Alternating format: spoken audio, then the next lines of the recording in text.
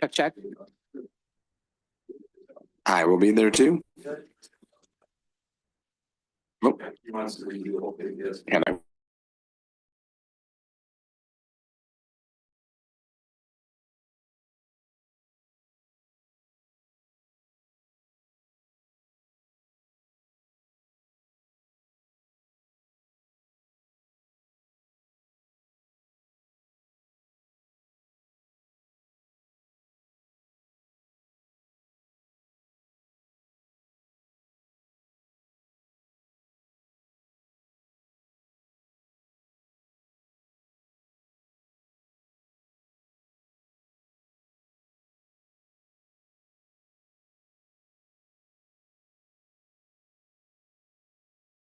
This person usually does it. I'll let you stay back there, Courtney. I pledge allegiance to the flag of the United States of America and to the republic for which it stands, one nation, under God, indivisible, with liberty and justice for all. Great. I'm calling this meeting to order. And clerk, if you could do the roll call vote, please. Yes, Mr. Mayor. Mayor Turnbull, Here. Mayor Pro Tem Morosky Brown, Here. Councilmember Carter, Here. Councilmember Janetti, Here. Councilmember Krenz. Here. Great. So again, I think there are no newbies in here. They're all frequent flyers. You have the agenda in front of you. There's more when you come into the right. We're now on the approval of the agenda. It's a pretty simple agenda tonight. We're looking at the presentation, just information from the fiscal year 2026 budget review. And then we have one item on the budget later on, confirmation of a downtown development director. That's the only thing that we have. I'm looking for approval of that budget tonight. Do I have that motion out there? Approval of the agenda. Agenda, yes. Did I say the budget? Yeah, that'll be something else later on. Yeah, agenda. So moved. Yep. Support. So we have a motion to approve the agenda and supported. Any other discussion? Seeing none, we can do this. All in favor, say aye. Aye. All opposed, say nay. Good. We have an agenda. So now we'll go to public comment. If you wanted to mention anything and you're here from the public, whether online or in council chambers, on the budget or on the DDA director's job, I will open it up after those two. If there's anything else on your mind, this would be the time. And you have a 2-minute timing. We're meeting with the Open Meetings Act, the policies and procedures set out by the governor up in Lansing. So very straightforward. You have 2 minutes to speak on any subject right now other than what's on the agenda. Anybody in council chambers looking once, looking twice? Okay, I'm closing it off for council chambers. Any hand raisers online tonight? There appears to be no public online at this point, Mr. Mayor. No public hand raisers. If you could just explain how to raise their hand electronically, that'd be great. We'll do it this one time, so listen up for those online. Yes, thank you, Mr. Mayor. For anyone that chose to call in over a regular telephone per the agenda that is published with the toll-free number, essentially, as you come into the meeting, if you would like to make public comment, you will press *9 on your keypad. And once we see that you press *9, there will be a virtual hand that gets raised on our equipment here, and we will call the last 4 digits of your phone number when it's time to speak during public comment. Great. And so with that, I see nobody online. Do you confirm that's have their hand raised? I know we have plenty online. I get confused with how many hand raisers, and we had like 30 or 40 last time, but not many hand raisers. Great online. So how many are online right this second? We can't see it. Now. Great. Even the YouTube? Great. Great. The YouTubers? Late though, it's going to be about a minute or two. Okay, so they're probably coming in right now. Big Good. hundreds within a minute. Thank you, hundreds. But I was confused. At one time, I was amazed. Nobody was raising their hand, but at that time, we had like 25 or 30. Yeah. Just, they didn't Yeah. have their questions. Great. Yeah. Got you. Thank you very much. So we will now close off public comment. We'll go to number 5, presentations. The first part will be the fiscal year 2026 budget review. And I want to remind everybody, I think it's gone great. We used to have a binder. Just lift up that binder if you can get a crane that you have in front of you, the monster ones. We had 7,000 lines before. Now we have just, 1,000 or so. If anybody wants detail, it's still available for you. Some of you have asked Sandy this week. Great.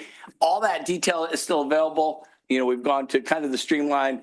We are making decisions. We're looking at the budget, but I appreciate that work. We talked about it 2 years ago. We went to it a year ago, but thank you for that. It went for days and days. This is a study session tonight. This is information. If we have comments, they will bring that back, and that will be for the second meeting in May, I believe, is the final budgetary situation. We will have a public hearing on that. Is that correct, George? Correct. Okay, great. Great. So with that, we are on presentations, and I'm going to tip it off to you, George. Tell me the way this is going to go between you and Sandy and your directors. Yep. Thank you. Well, thank you, Mayor and Council. So tonight, we are very pleased to present our fiscal year 2026 budget to the council and the community. Obviously, the budget document has been available online for a bit. So tonight, we're going to roll through some sort of general big picture, sort of 10,000 foot of the overall finances of the city, look at the big picture issues of the budget, and then we're going to have the department directors come up one at a time and go through their individual budgets. It's going to be brief presentations about sort of what their budget looks like, what they're accomplishing, but also what is different from last year to try to bring highlights to that so that we understand if there's differences in staffing or anything like that, that you'll get to know that. Excellent. Obviously, the budget process is sort of a two-part process in a way. First, it's a city staff process where the finance director, staff all recommend, and then I recommend a budget to the city council as a part of the charter. And then now this is the council's part of this process. And now it is your process. And then this leads up to your deliberation and then your approval of a budget by the third Monday in May. Right. So that's the date we have a public hearing scheduled, and that is the last date by charter on which city council can approve a budget. Right. So, and that's what we're scheduled to do that. So That's according to our charter. And again, according to our charter. as we go through different things tonight, if you have questions right then, great. I will ask at the end of it if you have any questions too. This is just, to clarify different things.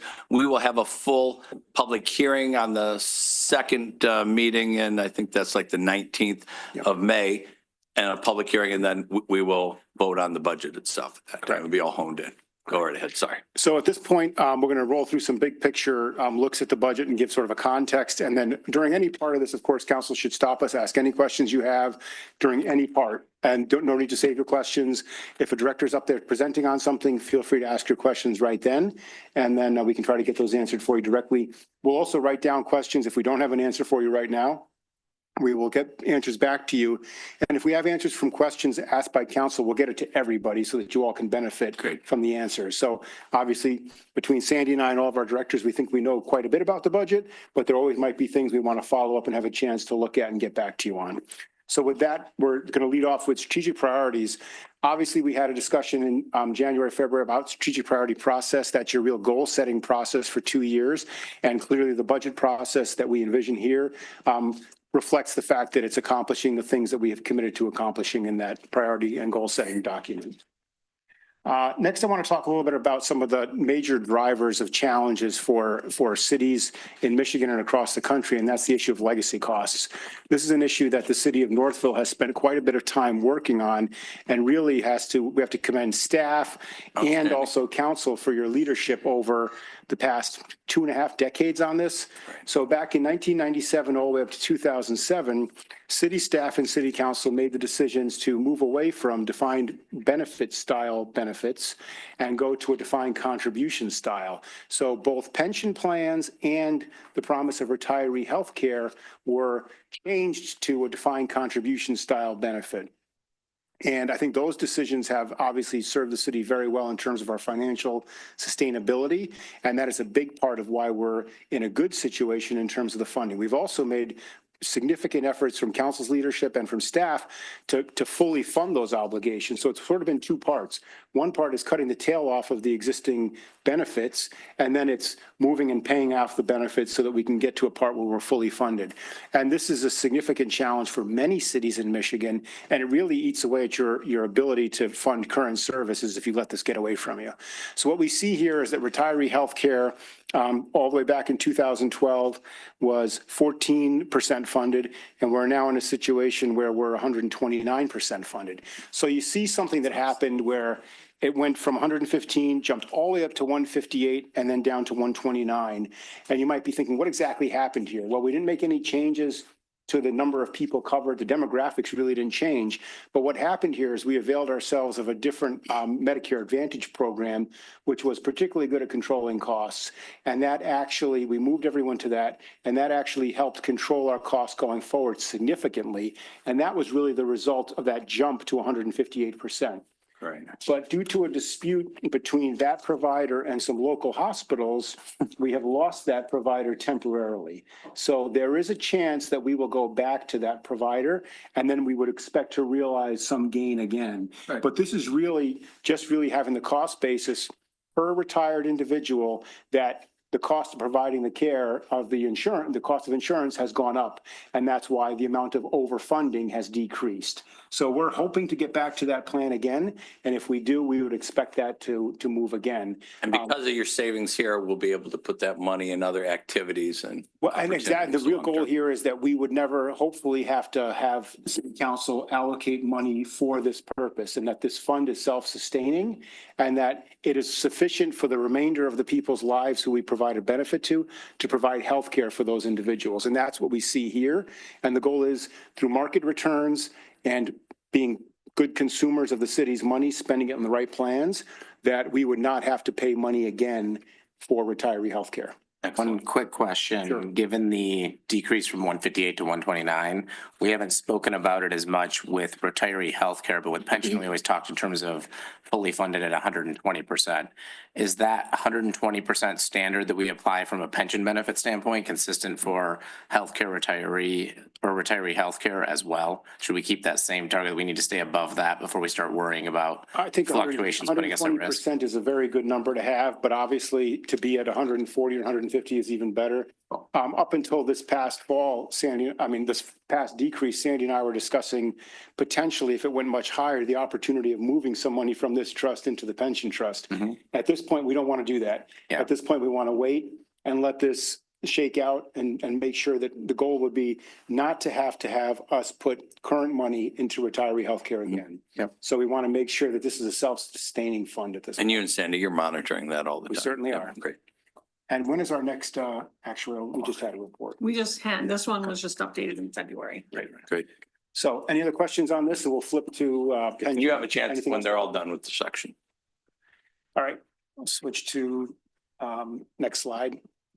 Now, this is a defined benefit pension. Again, these are the benefits that we closed from 97 to 2007. And we see here, the good news went to 104% funded in 2023. Obviously a great result. And as we mentioned before, our goal is to get to 120%. So we're on that march to 120%. This was as of December 31st, 2024. And we all know that there's been that's why when people say, when are we going to pay off our pension? I'll say as soon as we get to 120%, and market returns are a big part of that. So at this point, we are scheduled to keep paying our pension payment in this budget. I think it's about 1.5 million. 1.5 million, Mhm. which is a significant payment. And that really is keeping pressure on ourselves to get this to 120%. So not taking our foot off the gas on this one. George, wasn't this until December 31st of 23, and then we get the 24 update in June? Yes. Yes. Okay, I thought you said. it I'm was- sorry. So this was the number from 23. Correct. We will get the number for 24 in June, and that number is still going to reflect, we're actually expecting, good correction. We're actually expecting that it will still increase. And we're going to see, because obviously last year had reasonably good market returns. So we're expecting that to increase into 24. This year is the one which will reflect it in our next June's budget. Okay, So, got it. I just want to make sure I didn't miss yep, something. good catch. So, any questions on defined benefit pension? Another good news story for the city, but we want to keep monitoring it. Absolutely. Good trend. Go. Friend is the friend. So next, we're looking at one of our biggest sources of revenue, which is our property taxes. What we see here is the overall taxable value of the city. The difference between assessed value and taxable value is the impact of Proposal A. So when you have this issue of that growth is limited to the lesser of 5% or CPI, that difference is what the discount that people get for staying in their houses and having your taxable value be less than your assessed value. Obviously, someone, the sort of welcome to the neighborhood, someone buys a house, the house flips over, and then it pops back up. That is the part that benefits our taxes, but obviously the taxpayer pays a slightly higher rate on that house. So we see essentially this 5% across the board, then you got people who sold, releasing value, and then Yep. new constructions. and new construction are at the Yep. top, and then the longer someone stays in it, the bigger the impact of Proposal A. Got it. So that's the difference. Anything to add there? Nope. All right. Let's carry on. So this is the proposed millage rates. In Michigan, the Home Rule Cities Act provides for cities to levy up to 20 mills for general government operations. The city of Northville, I believe, in 1997, through a vote of residents, allocated 1.92 mills to the sidewalks, drains, streets improvement fund. That was a decision based on policy. The city then is limiting themselves not to have 20 mills for any purpose, but to 18.08 mills for general operations and 1.92 mills for streets. So we sort of took a portion that you could spend on anything, and we purposefully put it over here and said, this is only for streets and sidewalks. And that's a policy decision that the council made at that time and the voters supported. From those two numbers, we then have Headley reductions. And obviously that is that the Headley Act provides for the fact that you can't have growth that exceeds the CPI factor. And if you do, you get your millage rate rolled back. It's really to stop a windfall, supposedly, of local governments having too much tax revenue and people's taxes going up. So we see here that we actually do have a reduction. We're currently at 12.9231 mills of general operating mills. They have the reduction factor of 0.9811, resulting in a proposed millage of 12.6788. So that is a reduction of 0.2443 mils. So it's a significant rollback. Obviously, we still have good growth in property taxes. As this continues to get rolled back, I think at some point we're going to come into a challenge. And yes. Well, so I was looking, and I guess just for reference, in 2023, we were at 15.375, 2024, 15.2, and 2025, the 14.9094. The part that was interesting to me was we had a 1% reduction in 24. We're looking at about a 2% reduction here. Is that anticipated to continue to grow, or would we have expected that to be flat? I think go ahead. I'll say, I would expect we would continue to get the Headley reduction every year because. At a higher rate each year in terms of the amount of the adjustment? Each year, I mean, it's gonna Okay. be compared to what inflation factor Right. is every year, and this year Okay. was 3.1%. Okay, So, okay. Gotcha. But we've stayed 1 to 2% reduction year over year consistently over the last few. Like inflation, basically. And obviously, the interesting thing is going to be when this keeps going down, what's it going to do to our ability to provide services? So it can only roll down when your growth exceeds a certain amount. So how this plays out 5, 10 years from now, are we going to be in a situation where you need to look for a Headley override? I don't think cities have gotten to that point yet. When cities get to the point, it's not because their property taxes like us, where it goes really well. Cities want overrides because their finances are doing very poorly. So it's at the other side that people are generally asking for overrides, not from a city like Northville. So it just hasn't been in place long enough for it to get, from what I've heard, for it to get to a situation where, at some point, you can't levy 3 mills and have it be enough, So we'll have to see how that plays out. At this point, the city still has strong property tax growth. It's resulting in property tax revenue that is still strong. So for the foreseeable future, in the near future, I see it just playing out like this in small increments going down. Okay. What that means for the future policy issues of Michigan, someone will have to figure that out in the long future. So, Okay. so revenue per mill levied. Each mill that the city council levies generates $537,000 of revenue. You can see property tax revenue expected to be 6.8 million. The sidewalks, drains, and streets, I never get that one right, Sudsy, 848,000, and then street bond mills, 350,000. So total levy for operating for the city, operating streets and bond, 14.9094 mils is what you'd be looking to levy. Any questions about that? Nope. So the city of Northville, people send their tax bills to us and they send their payments to us. But we all know that there's lots of different entities that we're collecting for, and we're the ones who have the obligation to do that. And it's really a convenience for an administrative convenience for our residents, because then they're not getting tax bills from the county and from the schools and from Schoolcraft Community College. But the downside of that is that we have these residents who think that perhaps the city is getting this huge, I'm sending $10,000 to the city when really we're getting about 36% of that amount for us, for our uses. So this is something I think it's good to remind folks of, is that we're collecting tax revenue for a number of entities that we distribute it to, that about 36 cents on the dollar comes to the city, about 30 cents to the county, state education tax, 15 cents, and so on. So there's obviously these different entities that we're moving money on. So I think we did that graphic a few years ago at the State of the Community. It's about logically a third. Yep. Third for all the education, a third for the county, and a third for us. People have no idea, just to simplify. They think they send it to us and Yep. it's all coming to us, but we actually just pass a lot of it on. Yeah, So it depends and on we the have, county. that's a third going That's a blended rate. Yes. Yeah. with Oakland and Wayne County getting a piece of Yeah, and that third. my recollection is if you did it by county, Oakland County is actually a little bit less than what's up there and Wayne County's more. I think you're right. So It's like 34. unfortunately, this chart did not show up great because the text is really small. But this is the all funds and expenditures for the budget that you'll be considering. It's $39 million. If you were to remove interfund transfers, the full value of what you're doing is about $37 million. And obviously interfund transfers are money transferred to two funds. And so it sort of rolls up your overall spending because the spending shows up in two different locations. So thinking $39 million all funds, but the actual spending is about $37 million. So obviously significant.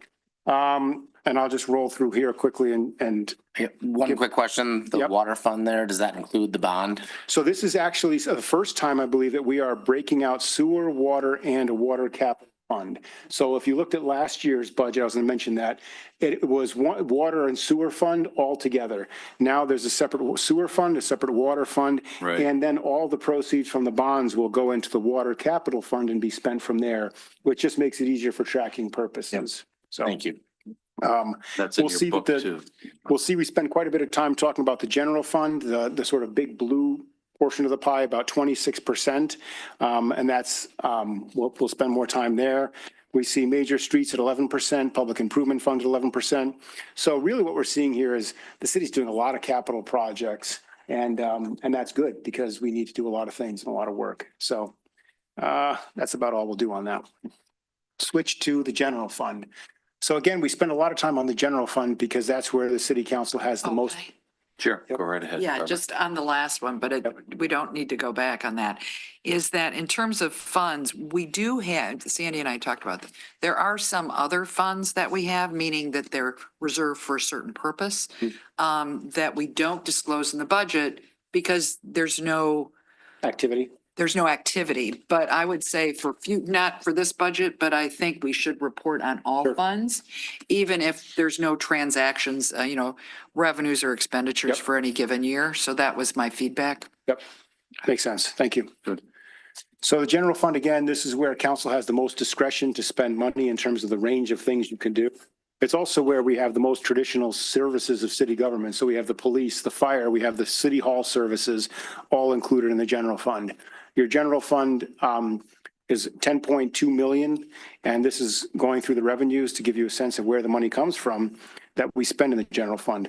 Property taxes, as I mentioned, is our biggest source at about 70%.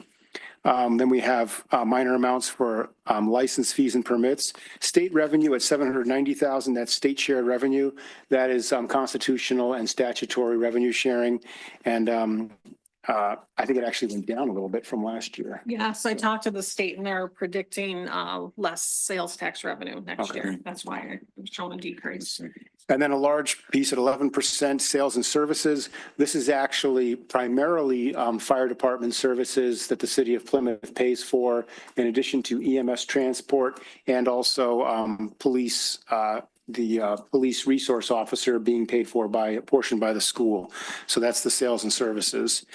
In terms of other ones, not much really that you wouldn't understand here. Interest revenue, overhead and indirect cost recovery. We see that at about 5.8%, $597,000. That's the general fund charging out services to all the other funds and receiving revenue back. So for my time, Sandy's time, HR time, all of that, that's the indirect and direct service cost allocation, leading to a total of $10.2 million. George, what's the long-term forecast on SRO cost sharing with the schools? So it's interesting. I just had that conversation. So there's a 3-year, we're operating under a 3-year contract. We have 1 full year of it left. And then at that point, our expectation and understanding is that we would negotiate a new agreement and we would be splitting 50-50 the cost of the SRO. Okay. But we only have about 1 more year after this budget year. A little over a year. Yeah. Just school resource officer. School resource officer. Yep. And what is the percentage today? It's 50-50. Yep. Yeah. It's just about 50-50. Yep. I think there's a cap, Sandy mentioned there's a cap on the cost of living, the cost escalator. So I think that's something we may have to look at, but just about 50-50. We would love that Parks and Rec 85-15, but we'll keep negotiating. General fund expenditures. So this is, we know where we got the revenue from. This is where we spend the money. So we see the biggest portion on the upper left is the police department at 22.5%. No, less, sorry. 38.4%. I was looking at administration with $3.9 million. Fire department next to that with about 14%. And I think those are both important to look at because public safety, those two together are a little over 50% of your overall general fund. That is not at all uncommon. And when you start to get in the danger zone, you see cities that have 65 or 70% of their general fund in public safety. And then you start to get in trouble because you can't do anything else. With the reason that the fire department, if we had a full-time fire service, you'd expect fire and police to be a lot more similar in terms of their cost. But we obviously benefit financially from the fact that we have a part-time fire service as well. This cost also is reimbursed, a portion of that is reimbursed by the city of Plymouth. So that is not fully an expenditure borne by the city of Northville. And you So- keep looking for opportunities, you know, like we did with dispatch and lockup and other things. If we can save $1 and going with a partnership like we did with Plymouth or the township, I know you're looking at those. We have an exceptionally efficient pieces. fire operation at this point. We are. Then obviously the blue in the bottom part is administration, 22%. That's really the city hall services you'd expect, city clerk, city manager's office, number of operations like that. And then we get to public works. Public works is a portion of the general fund. That's a very small portion of a very large department. That really is public works administration. And I'm thinking there is some green space maintenance in that, some downtown Property maintenance. maintenance, property race maintenance. village. So the rest of public works is all in the funds, water and sewer fund, major and local streets, trash. So that's where the rest of public works sits because it's a much bigger department. This is just a small portion, general fund portion of public works. Other things of note. And in fact, it would be just related to, DPW, both the work they do under contract for, for others for streets and sewer and all that. If you add that to the administration, it is a very large part of our budget. Yeah. I mean, when you look at Yep. all expenditures, Yep. and that gets lost. This is a necessary way to do a budget. There's not another way to do it, but That's actually why it's a good point, Mayor Pro Tem. That's why we do the first chart, which is to show the overall value of the government is almost 39 million, 37 The general fund is 10 million, but the other fund is going to be the major and local streets, the water and sewer, and those are really big ticket items. And that's why it throws your budget. It makes the general fund look a little bit smaller because you're spending so many millions of dollars on I infrastructure. mean, if you sit back and say, how much do we spend on public safety, which is fire and police, and maintaining our infrastructure, our roads and what's beneath them? It's a significant amount of what we do as a city appropriately, Yep, but it's a lot of money. a lot of money. Big ticket items. Mhm. So that's the general fund at 10.2 million. Okay. Now from that, we are switching to hats and going to departments. So I'm here as the city manager's office, and we'll talk about that for a minute. I have a number of other smaller departments here, small in budget, not in importance, but the city manager, city council, communications, and city attorney, those aren't under my purview. Obviously, we work for council, but we're just combining them for purposes of the discussion because the same staff kind of overlap in these operations. The city manager's office obviously implements the city council's policies and direction. We oversee the day-to-day operations of city government, and we also make sure that the laws and ordinances of the city of Northville are enforced. Within that, city manager's department, $704,000, city council, $35,000, communications, $141,000, and city attorney, $215,000. The city attorney is obviously provided on a contract basis. And then we also see the FTEs that go across all those positions, 4 FTEs, city manager full-time, administrative assistant full-time, director of strategic planning full-time, and communication specialist full-time. The communication specialist was the one change in this from last year. We went from a part-time 0.65 or 0.7 FTE to full-time. But that position is also shared. We eliminated a contract in the DDA where the DDA was paying for an outside service, and that contract was eliminated. And then there's a full-time position that provides service to both the city and to the DDA. So, and that's our own Courtney who's here. We see general. Is that a 75-25? Yep. Okay. I think it's 75. Yeah, Yes. that actually should be 0.75. Yes. Yep. On the communication. Right, yep. So we pay 75% of the salary and DDA pays 25. So not much more than what we paid before at 0.68 or something. And then the one thing about this that I think it shows a lot of clarity is when we see the personnel costs, we see that those personnel costs with full benefits and all roll-up costs is $615,000, 56% of department costs. So with that, any questions for me? It's good. Yeah, I have a couple. One is related to, well, and this gets into the line items not being in there anymore, but I did get the information from Sandy for City Council's 35 and the breakout on that. Of course, the majority of it is taken up with Zoom and, different things we need to spend the money on. We do still have, just to remind council members, we do still have, I think it's 5,200 set aside for council members to be able to go to MML conferences for education, outreach and networking. So just that is still. So if you ever want to go to a Yeah. event, even if we hit our 5,200, we will. Well, yeah, we will support there's amounts set aside for the mayor, but also city But I mean, for council. all of And if us. we need, and if we need a little bit more, because Yep. there's 2 of us going. Just want to let you know that that is in there. The other is, what's in there is the allocation for task forces, which is 1,500 Mhm. this year. Again, you can't get that detail out of the budget because the line item's not there.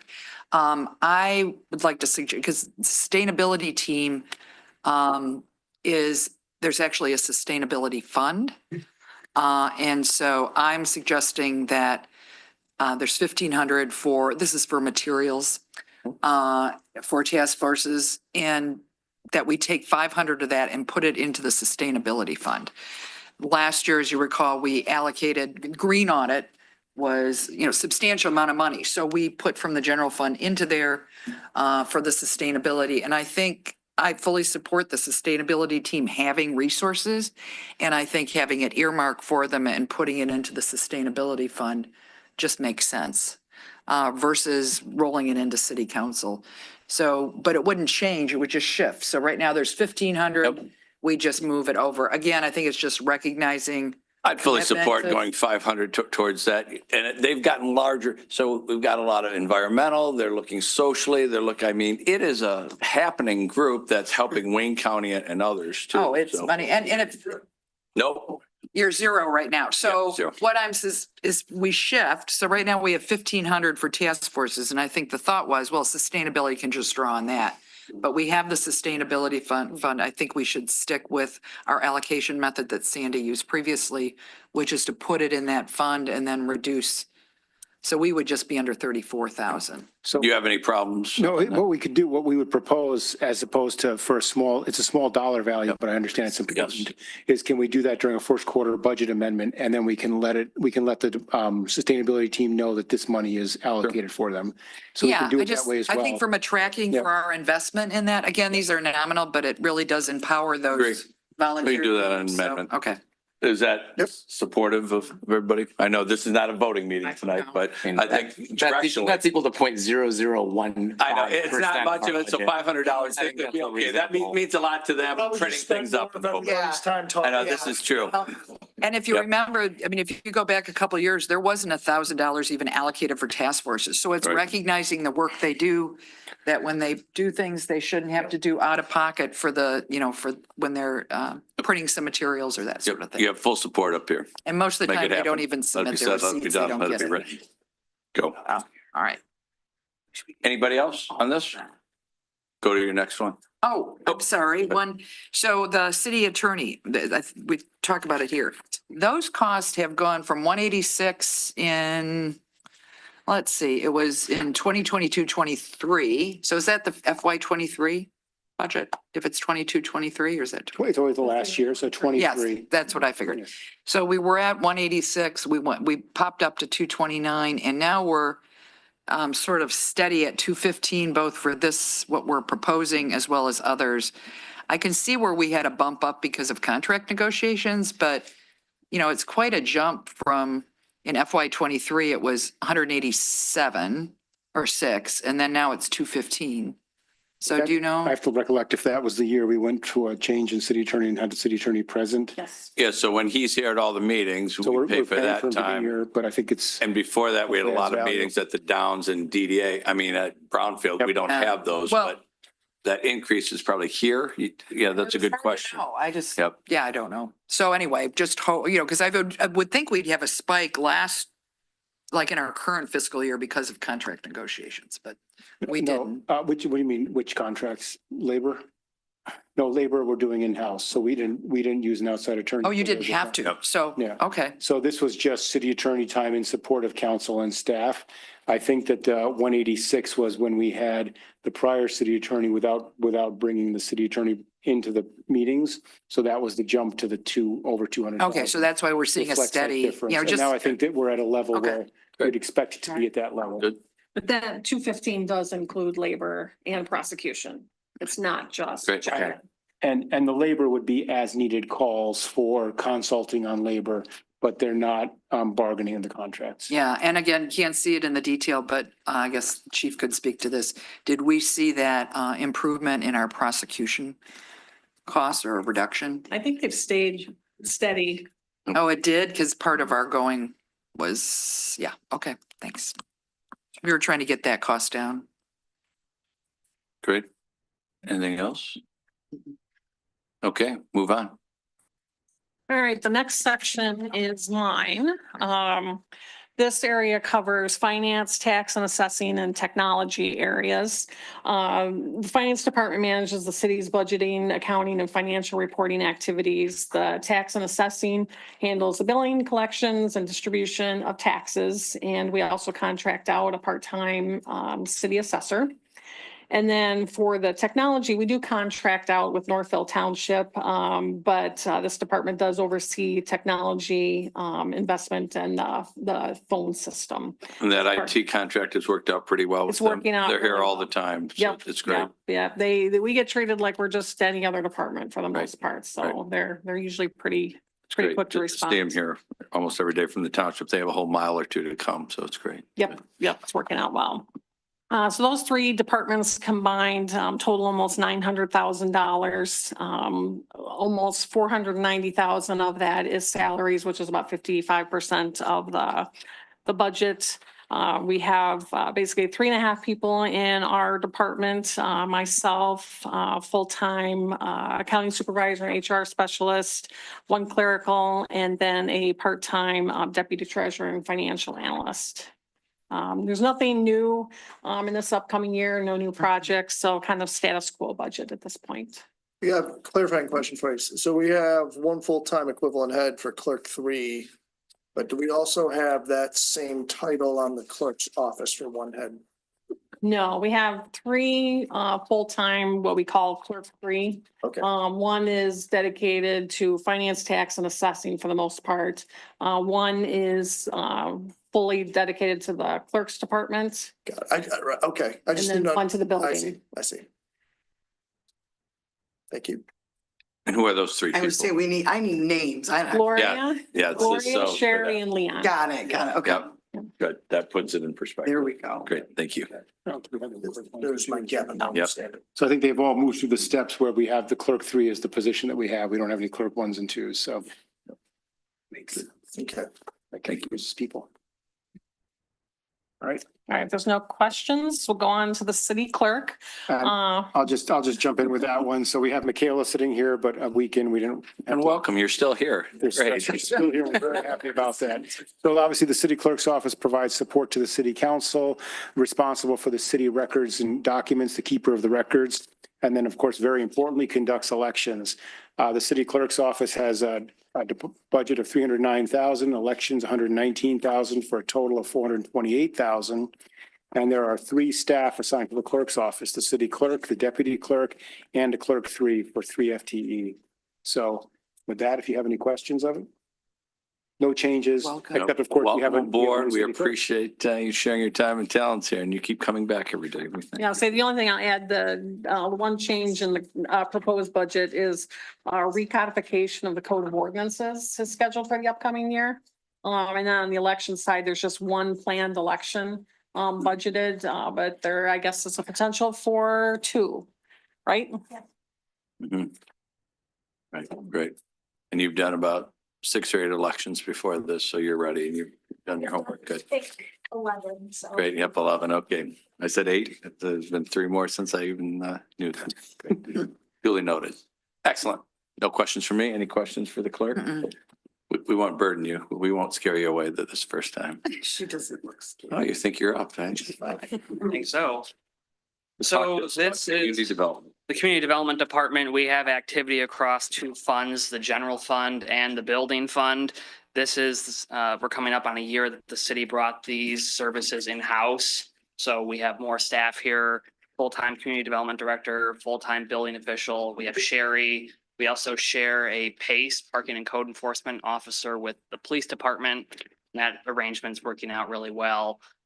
Not shown on here, but they're a part of our team. We have 6 third-party independent contractors that do various inspections for us, trades, mechanical, electrical, plumbing, building inspections. You can see 40% of the personnel costs are department costs. We're working to be as efficient as possible next year or next fiscal year. We're trying to bring the historic district services in-house. So currently we have Carlisle Wortman still assisting us with that. We expect that cost may decrease to 0 if we can complete that all in-house. Other projects that we're working on, we're getting ready to update our master plan, not this fiscal year 26, but fiscal year 27. Some planning we may want to do in the short term to be proactive instead of reactive is the Northville lumber property is probably prime for redevelopment, and we'll want to take a look at that. Relative to the building fund, in the next fiscal year, we're finishing up a new technology project with our e-plan review software. We're also looking at implementing a rental registration program. Hopefully we can do that with our existing pool of inspectors and have the program pay for itself, revenue and expenditures. And then as we move forward with the Downs project, we'll be looking at the department staffing and right sizing the staff for the future of the city. We have a full-time building official right now. That's not a permanent arrangement, but we'll be looking at that and other opportunities, whether it's partnering with another community's building department or continuing to utilize third-party We're gonna contractors. talk to the township to use some of them back and forth, depending on if we don't need a full-time. Yeah. I got you. And we're also looking at bringing soil erosion and sedimentation control in-house. That's somewhat of a big process, and there's some state regulations involved to be our own authorized, approved agency to do that, but we're looking at that as well. Justin, could you quickly give a summary? Because I'm sure if people are tuned in at this point, you probably got some attention. The Carlisle-Wortman work related to the historic district that we're going to bring in-house. What does that include? So the historic district services, right now, Carlisle-Wortman reviews the applications for the HDC.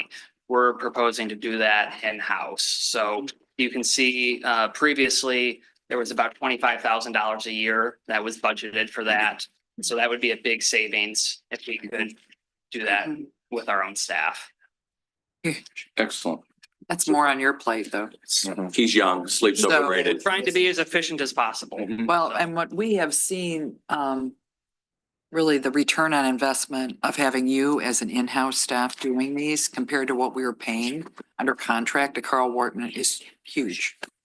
So not only for the quality of the work we do, because you're more in touch Mhm. with what's going on, Yes. and great professional, but also just in the amount of cost when you're paying hourly plus. Well, there's a base minimum plus hourly under contract. So I really applaud George for doing that, and also with communications.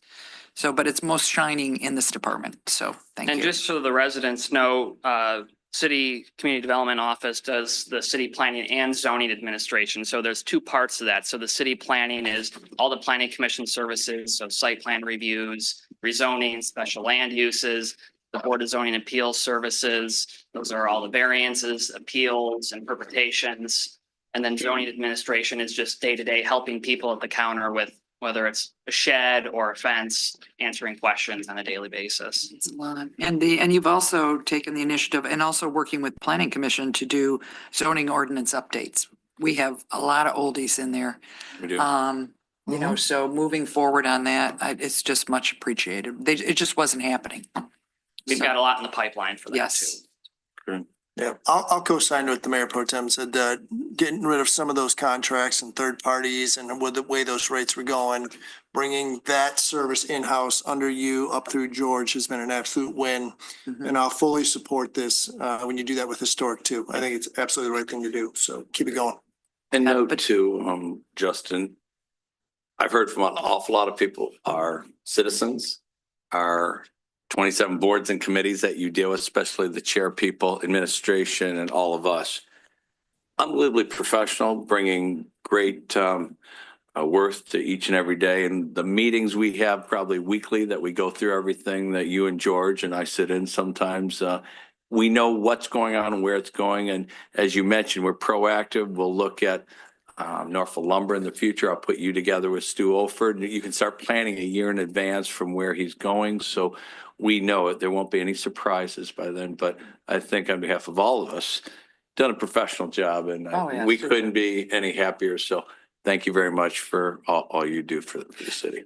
In terms of the opportunities coming up, in terms of the master plan update, that's a year ahead, but there's some groundwork that you can lay on that one. So you can do some earlier, some sections, but, you know, to help the planning commission.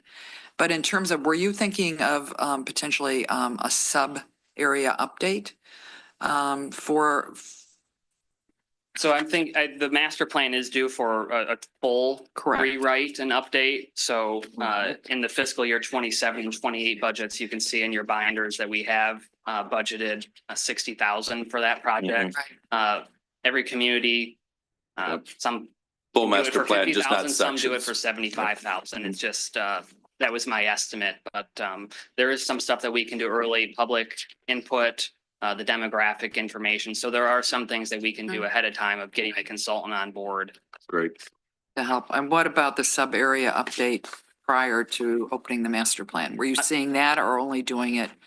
I may Informally. do the sub area section just for the Northville lumber property because that's the more immediate issue. And there are actually some potential, depending on it's a SEMCOG grant or a MISTA grant for certain housing type planning projects. So if I can get some grant funding for that, we'll try to pursue it. It would be good to have a leg up on that. Yes, For absolutely. our community.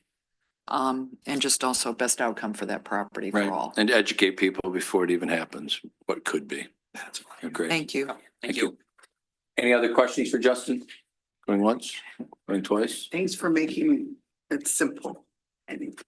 And for talking to a lot of our citizens. I know they come down and see you. We appreciate that tremendously. I appreciate that. There's a lot of confusing things and make it make sense, so. And he's in those easy meetings like zoning and planning that are Yep, that's always correct. just lots of fun. And for all the time and energy at night that you spend at these meetings. And Thank you. you reminded me, I made a note, Councilmember Krenz, you had asked me previously about the building permit revenue for the first calendar quarter of this year Yeah. versus last year. We are 43 additional permits issued this quarter of the calendar year than last year, 187 versus 144. Okay, And that's an additional $4,900. so it has gone up. It's been a Great. little increase. Okay, so the origin of that question was we've seen a lot less come through BCA lately, so Great. I was wondering if it was either better interpretation, understanding and governance, or if we had a slowdown in permits. And so since permits have gone up, I actually think that's a good sign that we're having less come through zoning. Good That's why I'm governance. interpreting that. Well, and I there's, concur. Positive. I mean, based on some of the BCA meetings over the past 14 months, some things were coming to them that with someone like Justin there, Shouldn't have they been, wouldn't right. have been Yeah, there. and to So your again, good point, governance on some top. ordinance rewriting will clean up most of that. Yes. Generators and everything If the else. BZA is not busy, that means that we're doing a good job. Right. That's what I was Yeah, trying if to you're get at. busy, Good that point. means, Long it answer used to be short. really busy. So take it from that. Good. Got it. Thank you. Thank you. Thank Appreciate you. it. Man in blue, are you up? You better add that broken window to your budget. Yep. Chief Allen, Another $20 probably, so. enlighten us. So the police department budget as far as staffing is going to remain the same this fiscal year. So we are budgeted for 14 sworn officers. So that includes myself, captain, 3 sergeants, 8 patrol officers, and in that patrol officers is 1 detective and the school safety administrator. Like we spoke of before, that is a 50-50 funded position between us and the school. We also have 1 full-time administrative assistant.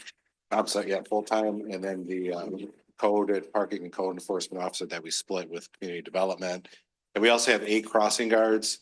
And of those, only 4 work the post, and then we have backups. They're not getting paid. So at that time, it's just 4 per day. And so we have a really good group right now. They're very hard to find, to be, reliable. You're pretty show up dedicated to- there. We have a great group right now. Take their jobs pretty seriously. So don't that they? helps us as well. So as part of our patrol officers, we do have 1 in the academy is set to graduate here. Great. At the end of May. So we'll be fully staffed with our allotted 14 officers. So that's great news. If you look at this year, we just settled the patrolman's contract and we hope to settle the command contract here in a week or 2. So that's good news as well. With that, there were some wage increases. For our capital this year, the only purchase we have slated for is a new patrol vehicle. So the cost of that with the outfitting's right around 25,000, quite expensive. So that's what the equipment replacement fund is for.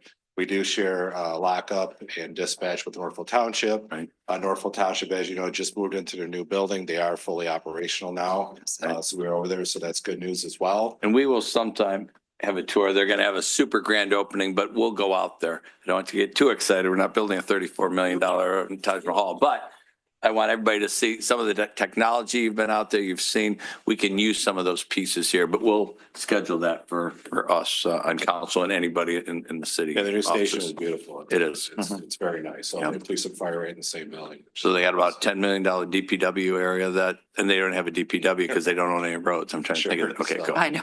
It's We'll get to that in a minute. Yeah. But it is nice. So in this current budget year, the one we're in right now, FY25, we did do a lot of our equipment replacement now, because that's why you don't see much there. So we have new MDCs, new in-car cameras, things like that. So we appreciate Sandy's work on keeping the equipment replacement fund going, and obviously having that 20-year plan is great. And you have that accrual, whether it's cars or equipment, that's always going. So there's no surprises, right? Yeah. And as we move into next year, obviously being fully staffed is great. We are set to be reaccredited here in a couple of weeks. Yep. And that should take place at the summer conference at the end of June. Great. Our onsite will be May 6th, so we're looking forward to that as well. So we get reaccredited every 3 years. And during that time, we have to make sure all 3 years, everything is, we're doing everything correctly, and we show proofs for that as well. Right. So it's quite an undertaking, but the officers that I have in charge have done a great job, and Good investment. everything looks great. It is. Did a great job last time. Keep reminding me Yes. because I know you want me around that day. or Yes, whatever. absolutely. Thank you. So, but if council has any questions, I'd be happy to ask. So one, I would just ask, we've been very aggressive on grants and opportunities. Stay aggressive between, SEMCOG and, the county sometime, but federal. It's a unique time in the government, but there's still opportunities for first responders out there. And that saves every dollar we get. We can do the things you really want to do. So between you and Sandy and your staff, you did a great job. I mean, we've got a lot of things reimbursed last year. I would ask you just to continue to be as aggressive, and we will all knock over hurdles to get those grants for you too. But Partnering with municipalities through Conference of Western Wayne has been right, helpful. yep, CWW, and you're the past chair of the chiefs at CWW at one time, and I've been involved with that. So yeah, with your input, they listen to you quite a bit. We all work and we're very a leader. closely. We share Western Wayne Special Operations team Right. as well as the mobile field force.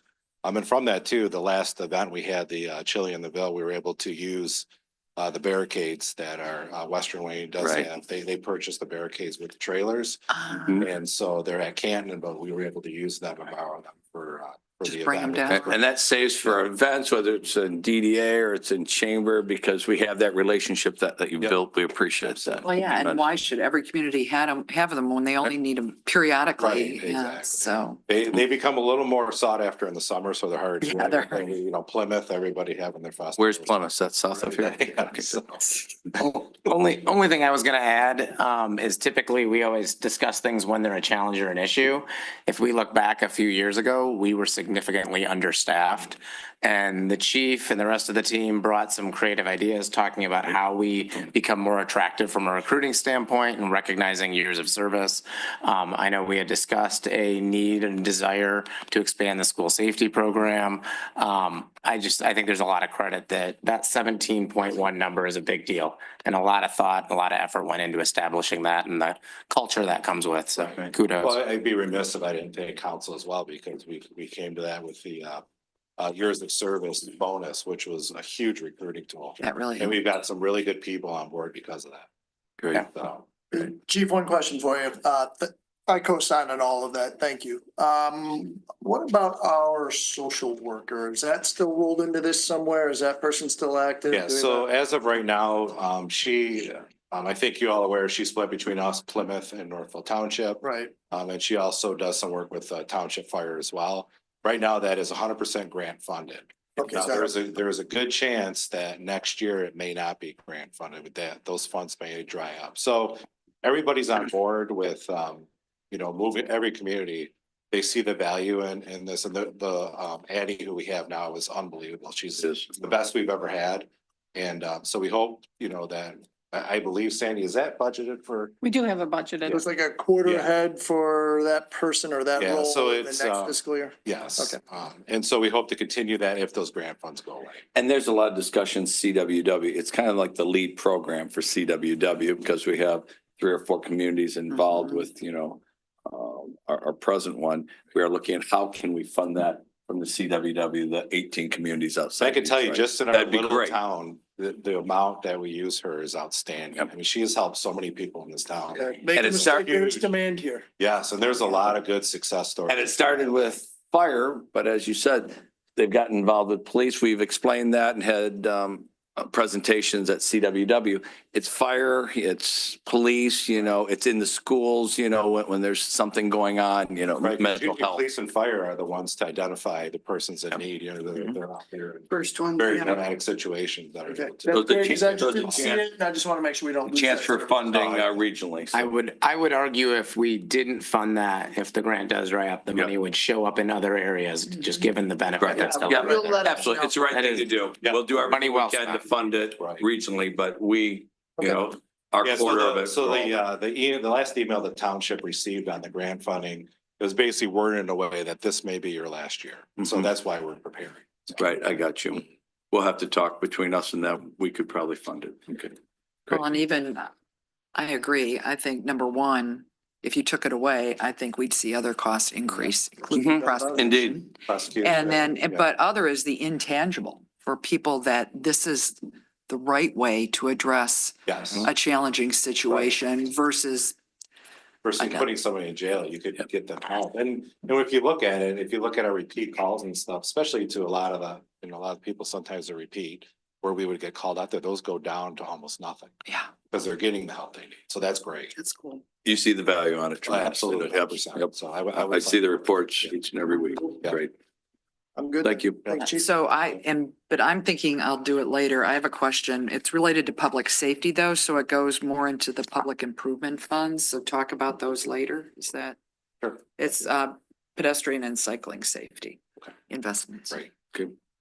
Earmark that and we'll get back to it. Yeah, before we leave. right. Good. I think at the end. Thank you. Okay, thank you. Good to go. Who's up next? Chief to chief. Sam Hatt, it's all yours. Tell us about the fire department. All right. So currently, we have 47 employees on the fire department. On the slide, you can see it says on-call members is 23. That's how many are assigned to the Norfolk station. But between the two stations, we have 47. We provide 24/7 emergency fire and EMS response, as well as fire prevention and life safety inspections to both the city of Northville and the city of Plymouth. We have a contract with Plymouth. For those who are listening who aren't aware, we're contracted with Plymouth to provide service to them as well. And it works out really well as a financial benefit to both cities to save money. Currently, we're staffing 2 members at our stations Monday through Friday, overnight, and then through the business day. So from 8 p.m. to 4 p.m., we have somebody at the station, and then on the weekends, all weekend long. And during that time, as well as the time that we're not staffing, we do have our paid on-call responders being toned out and responding in as well. So that does give us a nice benefit of having a lot of people available to come in and help out on bigger incidents, but also having a quick response to keep our response times down. We're also participating in a state smoke and CO alarm installation program. The state basically supplies the smoke detectors. The fire departments install them, so there's no cost to the resident. So if they're in need, if they don't have smoke detectors, they can call up, schedule it, and we go out and we install those. And paid for, the devices are paid for by the state through a grant. And then we just have to put in paperwork to show that we're installing them. So as you can see here, the budget for 2025, 2026 is just below 1.5 million. The budget does include a new position for an assistant chief. We're hoping to have that filled here soon. We got some great applicants, and we're starting to work on going through those and get interviews going on that. For our current members, we did recently adjust our pay rates to include bonuses and holiday pay to help incentivize people to come in and keep our paid on-call staff strong. A lot of departments are hurting for personnel. We're actually doing pretty well. So we want to make sure we keep people interested. Full-time departments are hurting, so they're taking people from us a little bit faster. So we want to make sure that we're keeping them interested in on the department. As far as larger capital items, we do have a new fire truck that is that we're going to start looking at speccing out and ordering soon. Cost of fire engines have gone up quite a bit, so we're looking at different options on how to keep costs down So recently we did sell off our aerial truck to Northville Township. It kind of goes to the partnership idea. They keep it available, so if we need it, they'll bring it. But without us having to carry the cost of a large piece of equipment like that we don't use very often. We also are going to be buying new SCBA gear. And then we've recently purchased a few items as well. Our SCBA system, the air packs that we wear on our backs to go inside of a fire. We purchased those recently. That was through a grant, so we were able to keep costs down on that.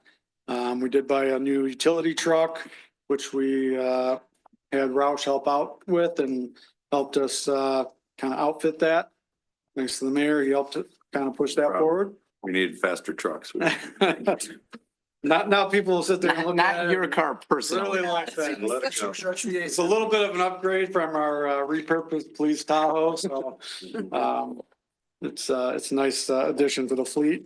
And then we bought new hydraulic tools recently, replacing ones that were last purchased in 1989, I believe. So we had those for quite a while, too long, but we do have new equipment as well with that. So that's kind of the fire department in a nutshell. Great. Let me start by saying, appreciate what you do. Many of you know, so Chief Stanhat is the chief for Norfolk and Plymouth. You know, we're always looking at how can we be more efficient. That assistant that's coming in will make you more efficient to do your time and talents back and forth. But we've had a great relationship. We're trying to see, we're part of the mutual aid for all of CWW, the Conference of Western Wayne. We help them, they help us, as we mentioned earlier on the police. It's the same thing on the fire. I think that assistant will be great for you.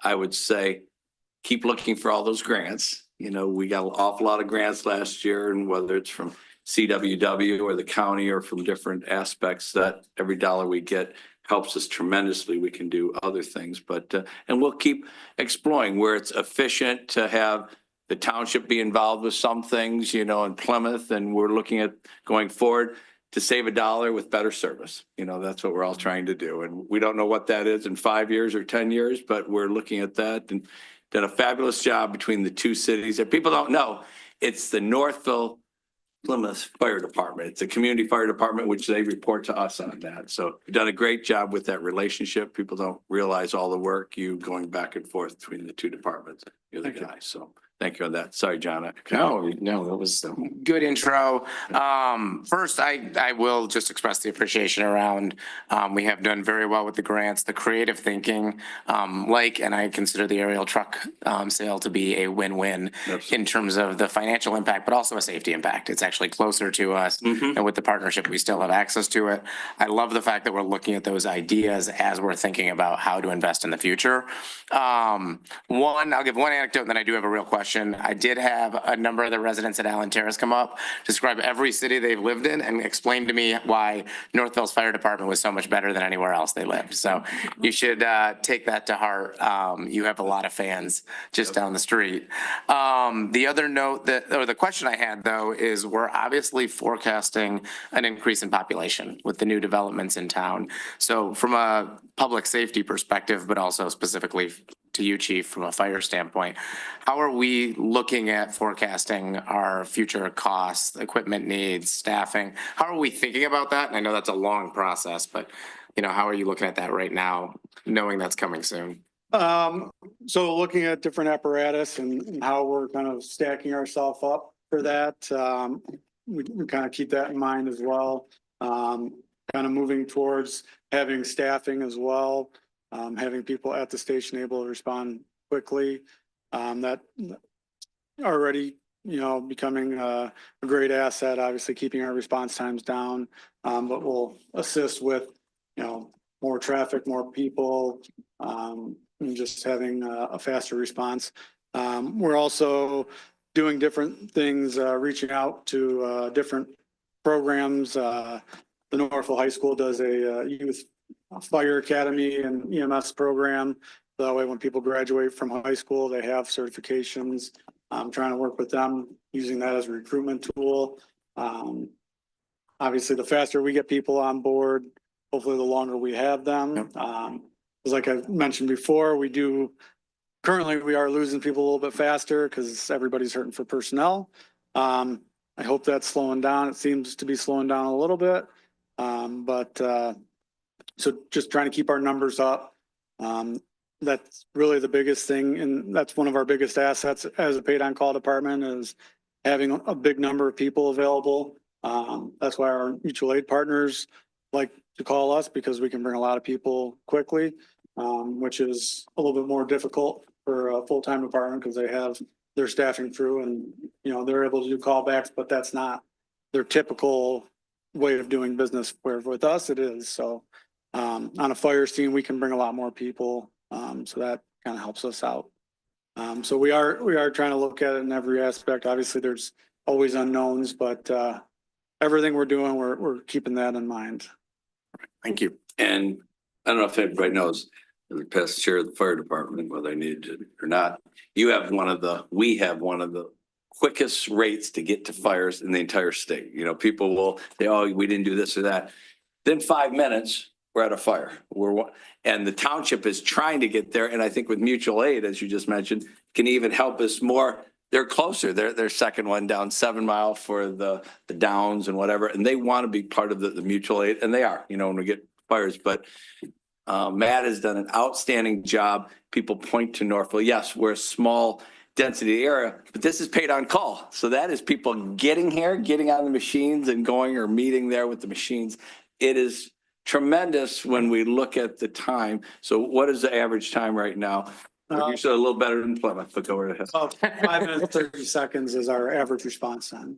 Say it again. 5 minutes, 30 seconds. Yeah, 5 minutes, 30 seconds from the time the call comes in. And I can attest that because they saved my house 2 years ago.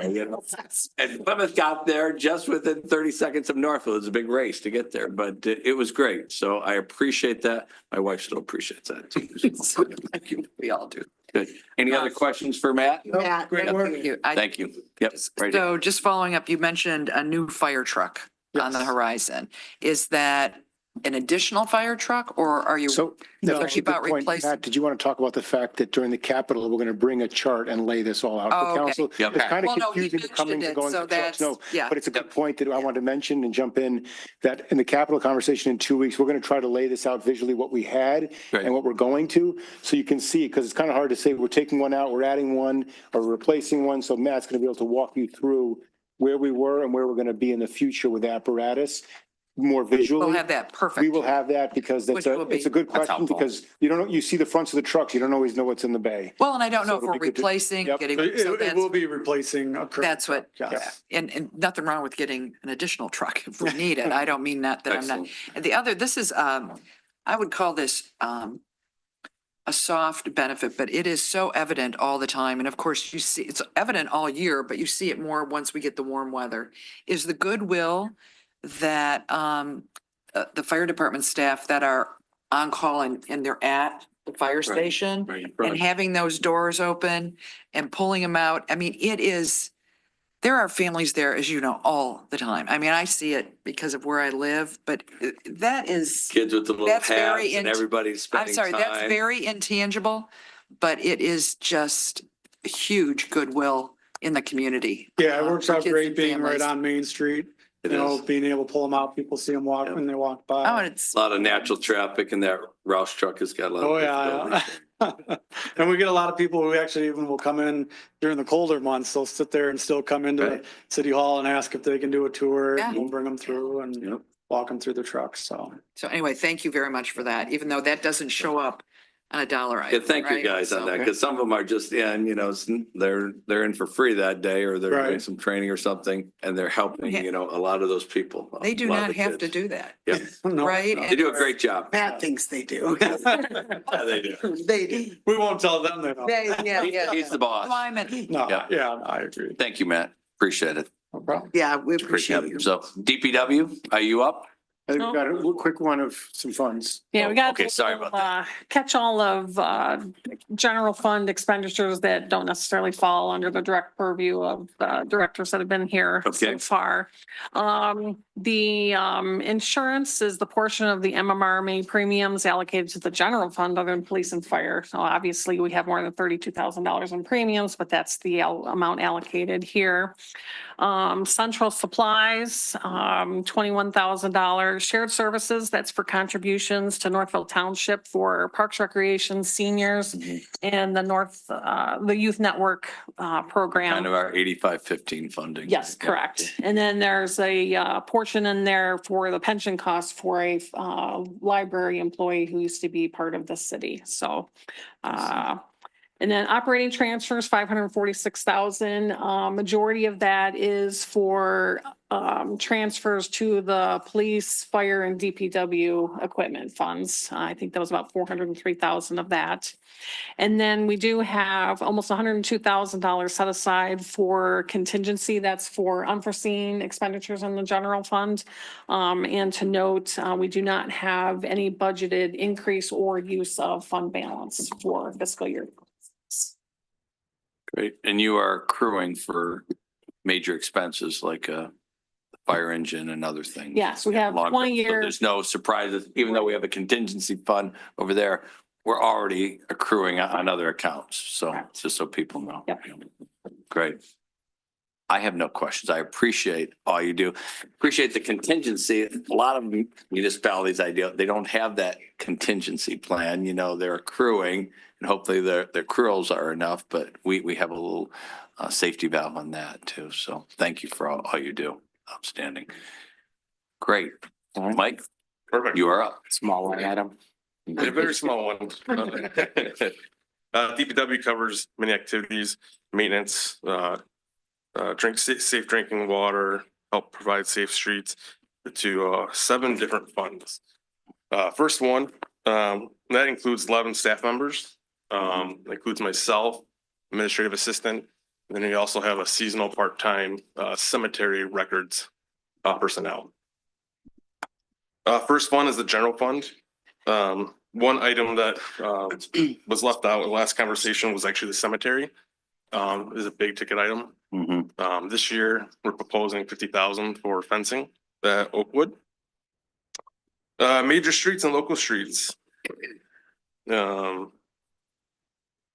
As promised to you last year, we performed a PACER rating. It's currently in a draft format. It's in our hands, city staff, and it's for us to review. Once we have that reviewed, we'll get a copy to city council and present it to you. In that recommendation, it has a capital improvement, which is listed in your book. It's pretty much follows our water infrastructure and bond replacement for the next 3 to 5 years. And then there's some recommendations moving further than that and some funding opportunities. Great. Some key items: roundabout at center, 7 Mile Northville Road, pedestrian crossing improvements, some engineering for some major and local streets, and then also construction of Eaton. That's proposed the next. You got a couple next dollars fiscal from year. the governor, didn't you? Yes. So we just received the category B funding for Eaton. We applied probably 2 years ago for it. We apply every year for it and we were able to get it. So 250,000 towards Eaton. That helps. Parking. Some of the 2 improvements that are listed is Mill Race Village parking lot and City Hall improvements. We're also waiting on inspection reports from our parking decks, which will have some recommendations as well. So we did put some money into the budget for it, but I'm sure some of the projects might be unfunded. This also includes an elevator improvement, which we've been notified a couple of years ago that it's in the future that we're going to have to make some significant improvements to the parking elevator. The next 2 are the enterprise funds. I don't know if it's easier if you want to flip to the next page. There we go. Is our trash and refuse.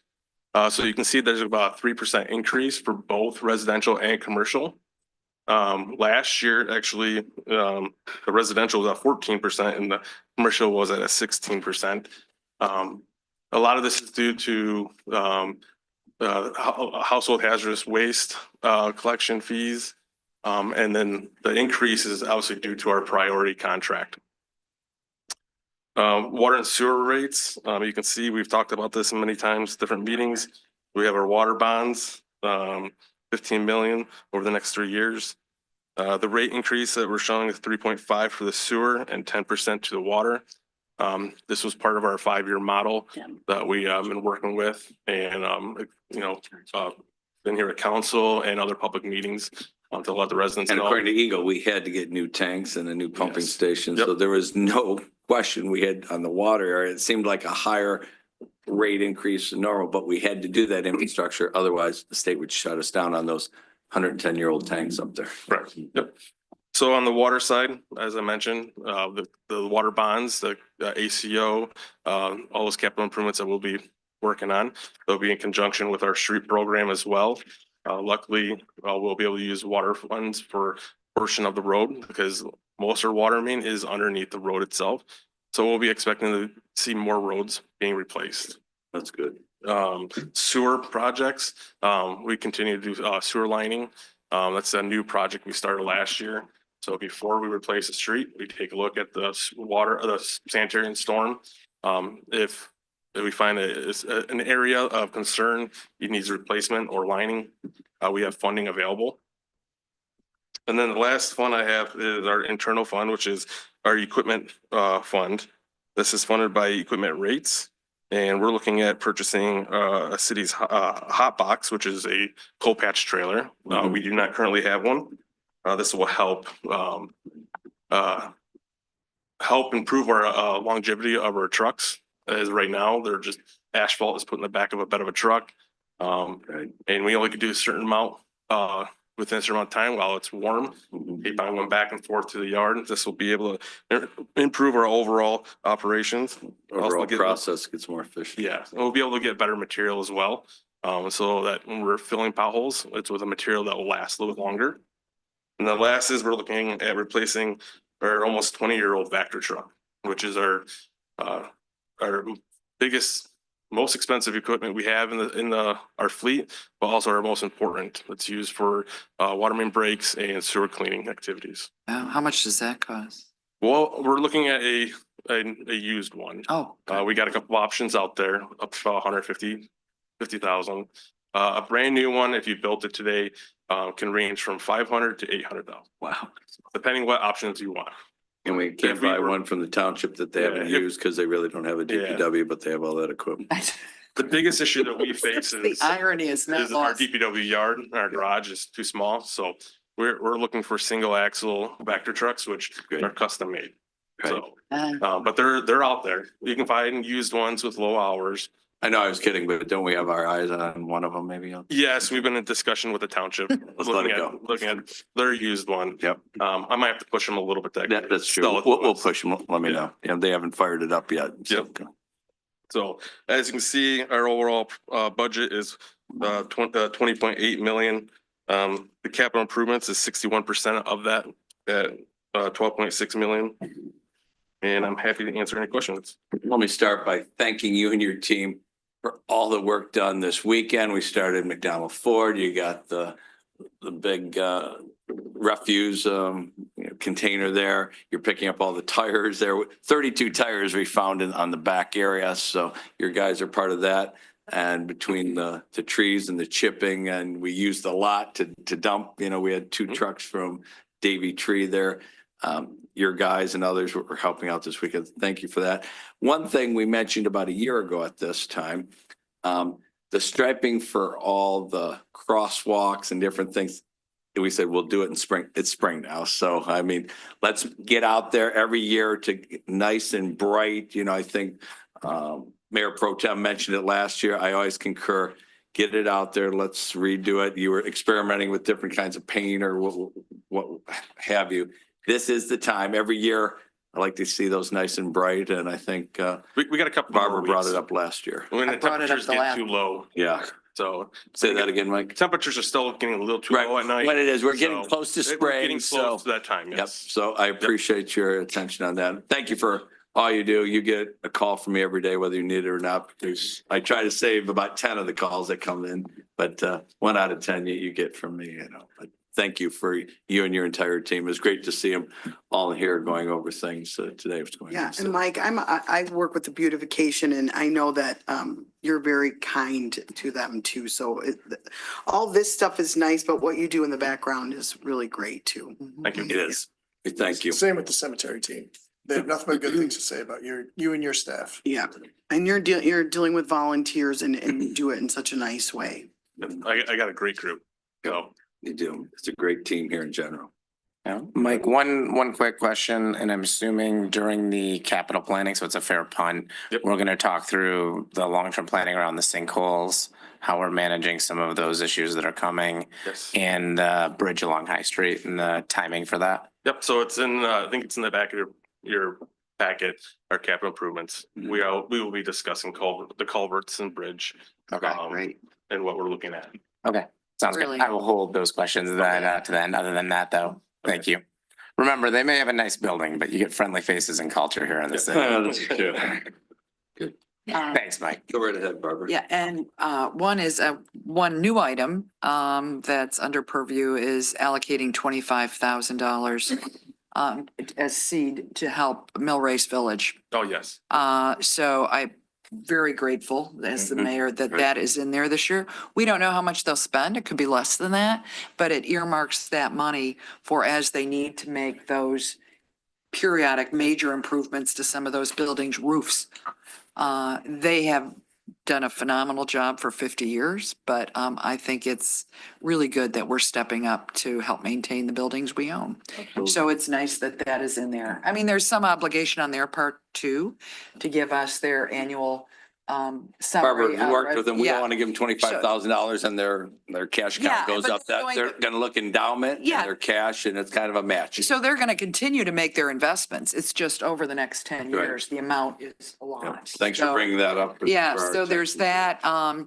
The other is, and this is a nerdy discussion, which we can take offline with George and Sandy. Sandy's aware of it. So this has to do with the cemetery fund, Mhm. which isn't, it's a fund, right? But of course, you're responsible for maintenance, both for our active internment cemetery Yep. and then Oakwood.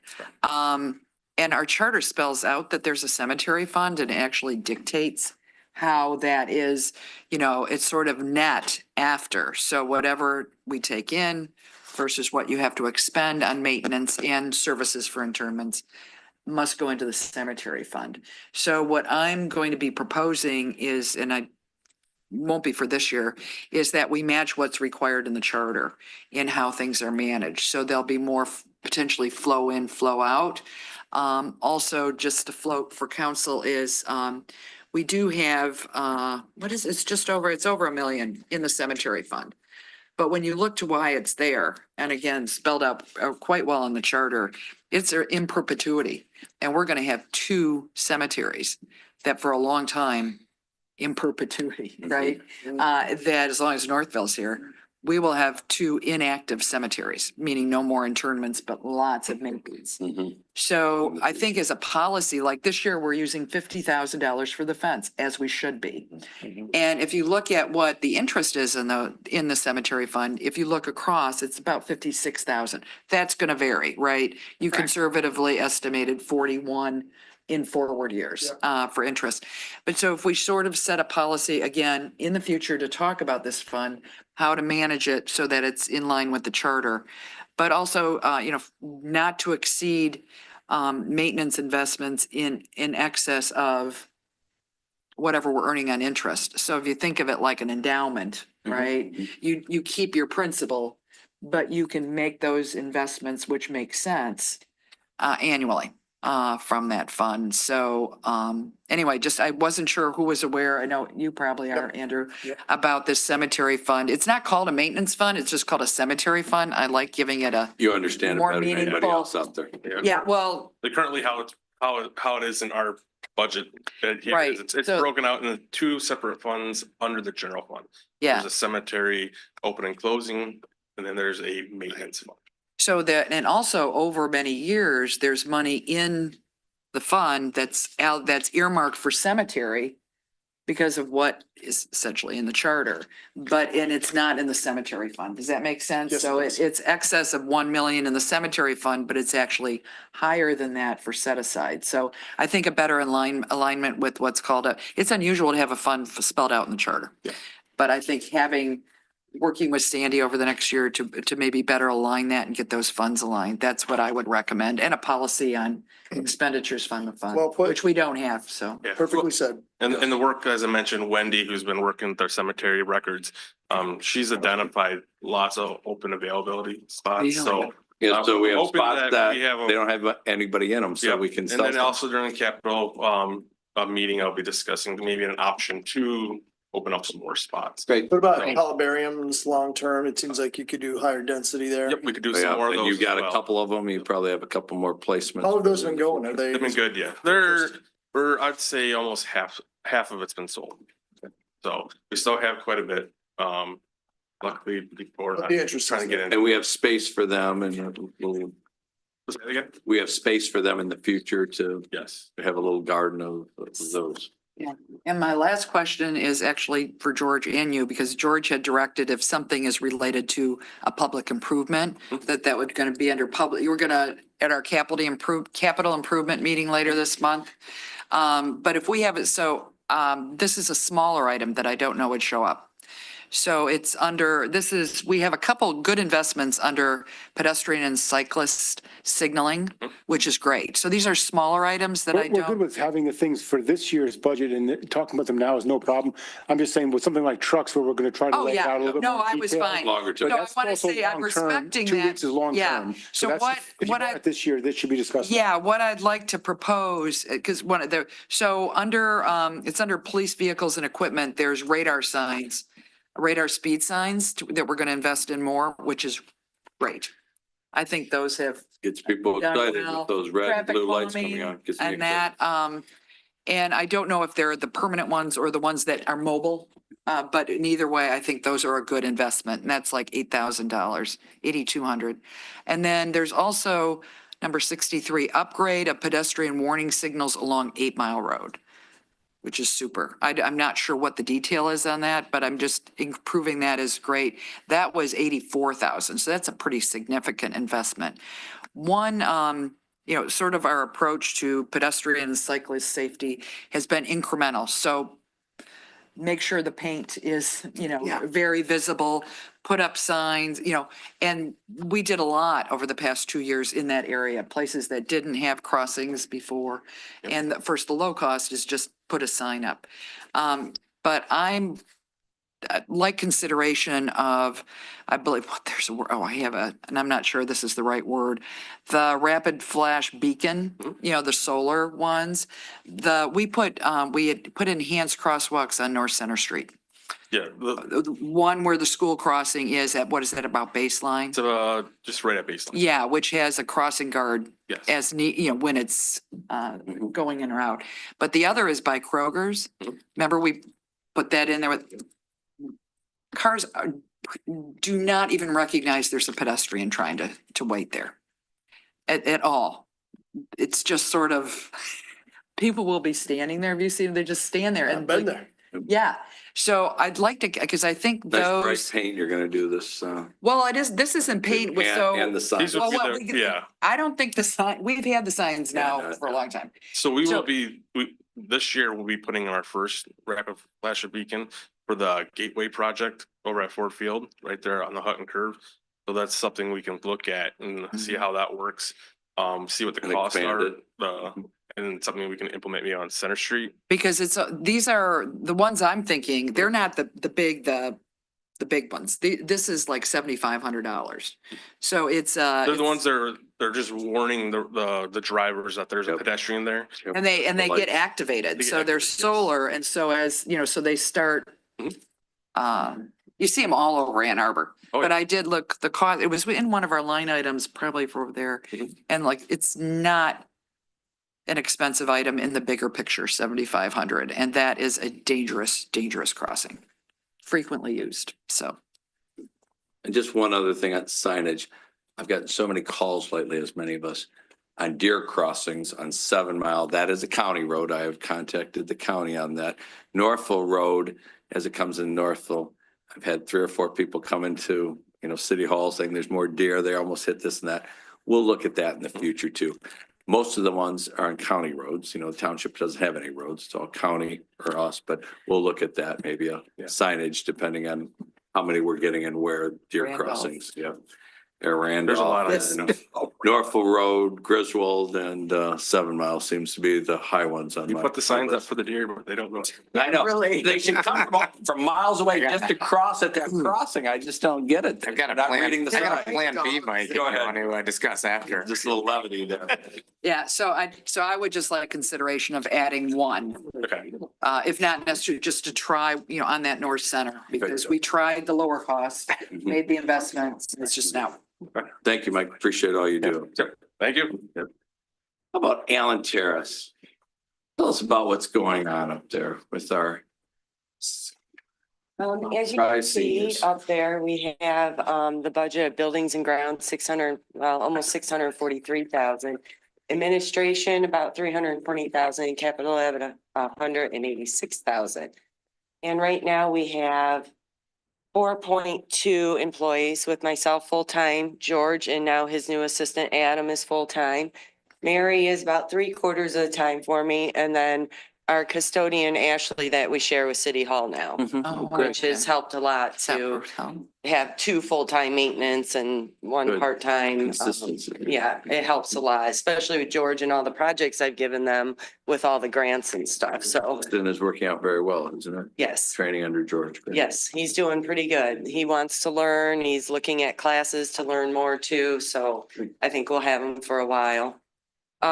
As you all know, Allen Terrace is our only senior building here owned by the city.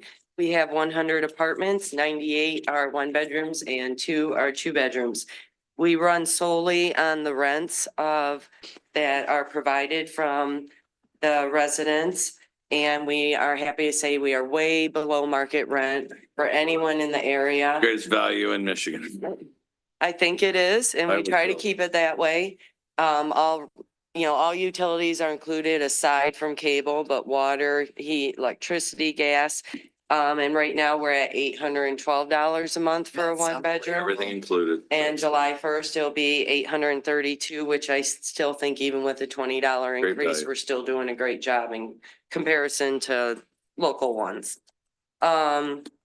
We try to operate using our block grants as much as I can. We had tons of accomplishments and upgrades and things this past fiscal year. We even new sliding entry doors, both for the vestibule as well as the activity room. We added key fobs to all those doors as well as exterior doors, the east building, the maintenance room, the activity room. We did a lot with all that, so that helps a lot, and the residents love their key fobs as opposed They to. do. the door. They do. And that helps a little bit with lockouts for some reason, but we'll take that too. We had new boilers installed, added a dumpster enclosure. We purchased it. The dumpster enclosure hasn't been put up yet, but we did purchase all the materials. We replaced the awning when you walk up and just repaired the heat lamps that are underneath it. We're updating the apartments with the floor in the bathroom and the kitchen, vanities, and the new interior doors. So they're looking pretty fresh in the apartments.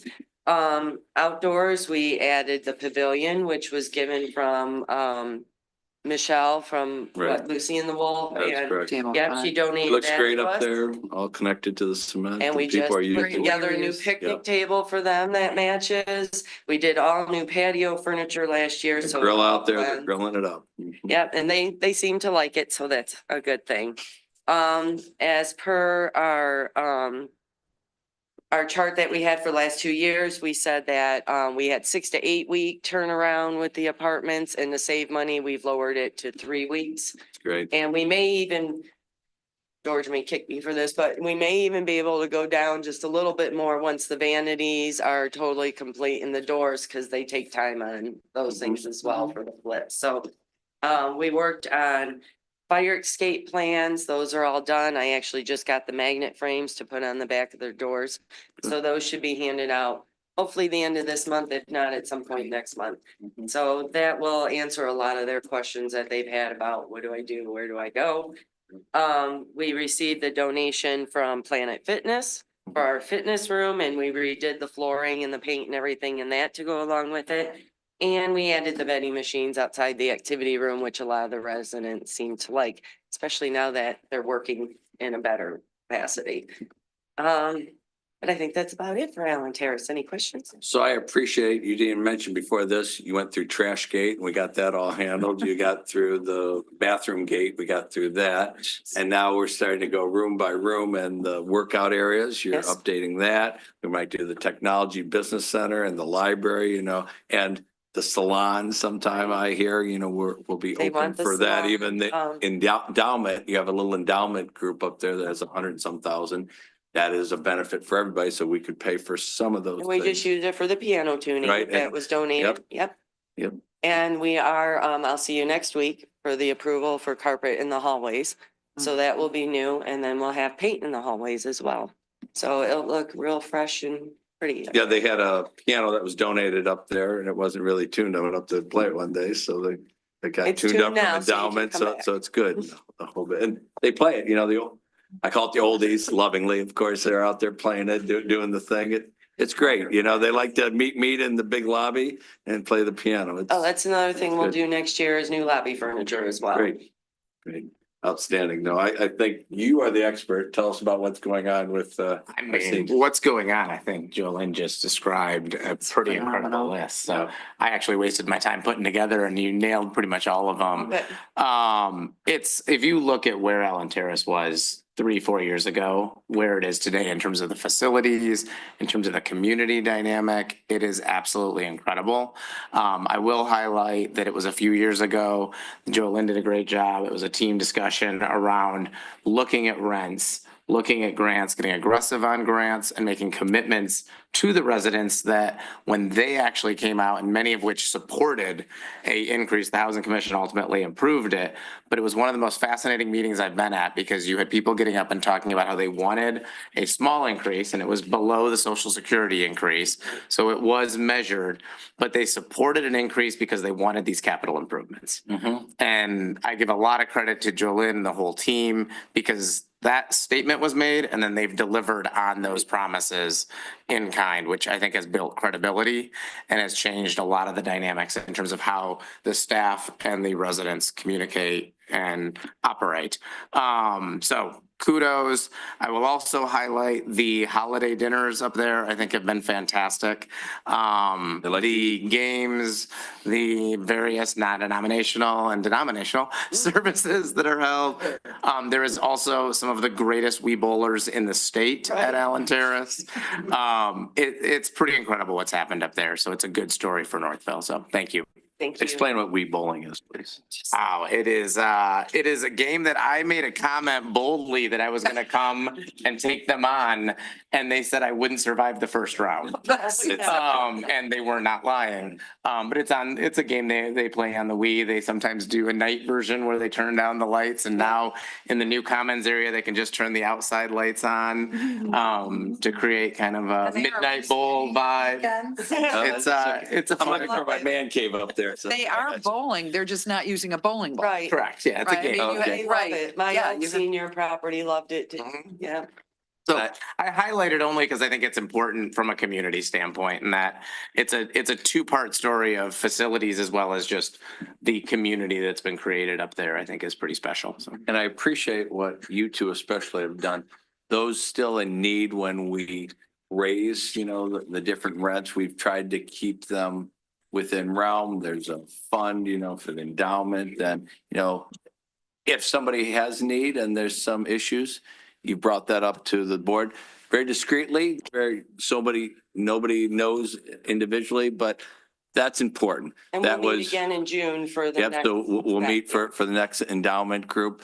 That's important because it was built to keep people aging in place in Northville, and we don't want to, have the prices go up. And even though it's the most reasonable, you know, it's still money for. It hits hard on a few people. Absolutely. So thank you. Thank you, John. Thank you for you and your staff bringing that up to the endowment team.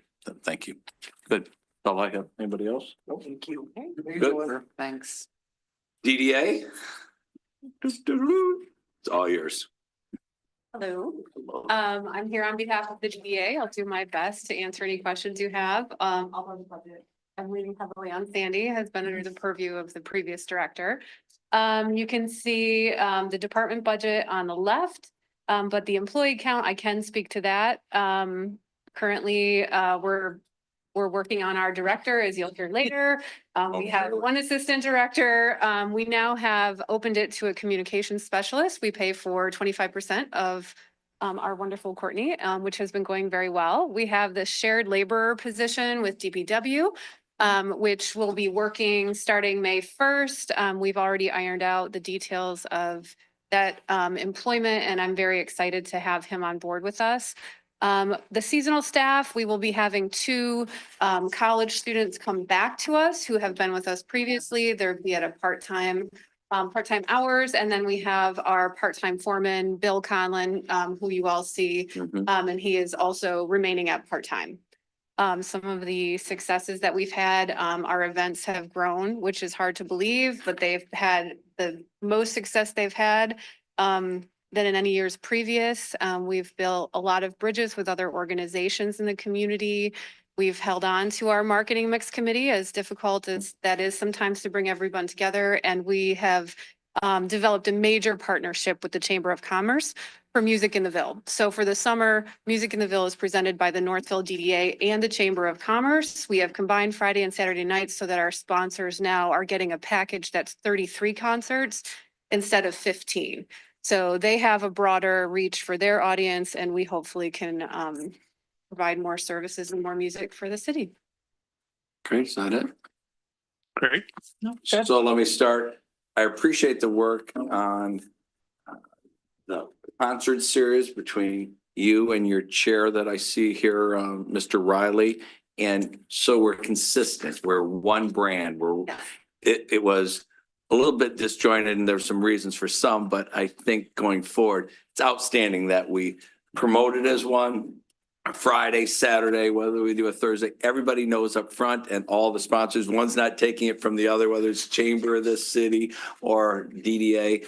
I think it's outstanding. So I thank the chair and I thank you for that. That umbrella will also cover Tunes on Tuesday advertisement. It will be covering Dancing in the Ville on Wednesday, a potential jazz series on Thursday, Friday acoustics and Old Church Square, and then the big band. Pretty much all week, you Yes, know, so that you got from a umbrella Monday to a Sunday calendar for people. Yeah, it's outstanding. And I think secondarily, I think it's great what you, the chair, others on the board put together for a shared service of a labor. You always know you have somebody, you know, whether it's half for the city, it might be 3/4 that week to you and 1/4 for the city. You can plan better that way. I think that'll work out very well to what you just said. So thank you for all your work on that too. Yeah. Others. I see you all the time. I see whether it's you're picking up garbage or you're bringing a new, music person down the stage. But so we appreciate you. Will you have the director? You guys will work together with, staffing being at the events is going to be important. Yeah. So. Okay, good. And I think we'll hear a little bit more about that director here shortly. Good. Thank you very much. That's all I have. Thank you. Thank you. George, who is next on the hit parade? Next, Sandy's gonna roll through a number of them pretty quickly. Yep. The rest we can get through pretty quick. Okay. The first one is the Brownfield Redevelopment Authority. Obviously, the Downs project is getting underway. Next year, there won't be a whole lot of captured taxes, but it'll start growing each year for the next few years while the project's under development. So in total, we're expecting about $88,000. The DDA gets to retain the first $50,000, which we're expecting to be around $34,000 this year. A little bit for admin fees and then to some revolving funds. We do keep the first $300,000 and the last $700,000 of the tax capture to go into the local brownfield revolving fund. So we're expecting to have that, the first 300 fiscal year 27. The next page is the Public Improvement Fund. This is highly intensive with capital. The total expenditures is almost 4.3 million, mostly capital. One thing to note is that at the beginning of the fiscal year, we're expecting the fund balance to be about $4.1 million, but at the end of the fiscal year, it'll be about $1 million. And of that, most of it's committed for specific projects. Only 441,000 is remaining open for other projects to be identified. And then the major projects, which we'll go into more detail at the capital review session, a lot of it Ford Field, the restrooms, the playground, the gateway, some improvements to Cabbagetown Park Playground, and some improvements to City Hall. The next page, debt service. These are our two existing debt service amounts that we have open. The first is the streets, which was approved by the voters in 2018. That will continue through fiscal year 29, and we do levy a debt millage equal to the amount of the debt service each year. We also have an internal loan to the water and sewer fund from the general fund that was to fund the water replacement program back in, I think we're maybe 5 years into it. That will be paid off in fiscal year 27. Obviously, we're gonna have a new debt issue with the water bonds that we're issuing. We don't know the amounts of that, but we'll know that as we get towards the end of this fiscal year when we close on the bonds. The next page I just put in there because we paid off 2 debt service issues in the current year. I'm very excited about that. Maybe the other people are. I love seeing this. Dancing, up and down. So, and that was the DDA. We finished paying off those bonds about 2 weeks ago. And then we paid off the fire truck, the aerial truck early due to selling it. Right. And then this last page is kind of a snapshot of the capital improvement plan. The expenditures just for fiscal year 26 are almost $15 million. So that's probably the biggest year of capital in the years that I've been here. A lot of it doing, the water and sewer and the streets and the park improvements is the big portion of that. And we're going to go through this in detail. Yeah, so Yes, yeah, later. 2 weeks, we're gonna be dedicated totally to the On Monday, capital that improvement Monday, plan. yeah. We'll go into a lot more detail. Great. And that is what we have for So the just budget. one thing you mentioned, again, I think Representative or Councilman Carter mentioned this too. The aerial truck, it's outstanding. It's a win-win. We sold it. We got money. We paid the little bit of debt we had off, made $500,000 plus on it. It's closer to us in the township, and we get our insurance rates go down because it's closer because we couldn't house it here. It's so big. It was in Plymouth. It doesn't get any better than that, in the mutual aid. It is close. We save money and we got some money for it, and we can invest that in other things. So thank you for the work on that. You and the city manager to your left, it was outstanding. That was a great deal. I want you on the team that we negotiate everything in the future, because that couldn't have been any better on the whole bit. But thank you for that too. It's great. And yeah, I saw you doing that jig when we paid off those bonds in there, and then you twisted your ankle and look what happened. Good. So with Any that, questions? if we don't have any questions, we can go on with the rest of the budget. The rest of the meeting, we spent quite a bit more time than maybe we thought, and we have next meeting 2 weeks from tonight. We've heard some feedback from council on some changes. Great. We can bring those as well, and for the budget approval. I think those are amounts that we can easily, note that we will make the changes, and that can be a part of the budget approval process as well. Excellent. And then we have the final approval at the 19th, I believe, Correct. in May of this. And no, you don't know this yet. You will chair that meeting. I am out of town. That's a long-standing appointment. That will be a public hearing that night. That will be when we do the motion forward for the budget. But yeah, that just happens to be, I thought I could get out of one of these this month, but I can't. I'm in town every Monday. So if there's no more questions, we're good to go to the next budget next item on the agenda if council's Yeah, ready to can go. I have an Yeah, any final overarching. questions here? Any final? Yeah, an overarching. So, and when the mayor sort of kicked it off here, as we all see by Sandy is a several inch high detailed budget. So that is phenomenal. So if you ever have any question about anything, I mean, it is the detail to the detail. But this is our second year of not having a budget that previously would have been complete, meaning a line item budget. And that was not what you're looking at with Sandy. Sandy has all the minutia. But what it did, for example, if you're thinking about just city council, say, 35,000, and there's bigger items obviously than that, is that it's like, oh, this is to salary, this is to Zoom meetings. So it might have listed the 5 categories that was spent on, and that's it. So it was bigger than what we have now, right? But it was not onerous. And that detail was at the end. And the tables were called line item. It was called line item budget. I really think we need to reinstate that, not for this year. Both, it's helpful when we're reviewing the budget, but also throughout the year as we need to look something up. Right now, we can't. We have to, I know we can call, and I'm talking, so it isn't that level. And as Sandy explained, it was in the middle. So this is our big roll up. And then you have what Sandy has, which is huge. Right. And this was that middle ground, which was always there. And I think from a transparency standpoint, I think we should consider, if not reinstating that in the whole, or at least in part. So that's my. And if there are questions for council, because obviously a more detail for council to know what's currently in your budget is something we certainly could provide to council every year, because it is useful to know what events you were paying for, what you're paying for out of the council budget.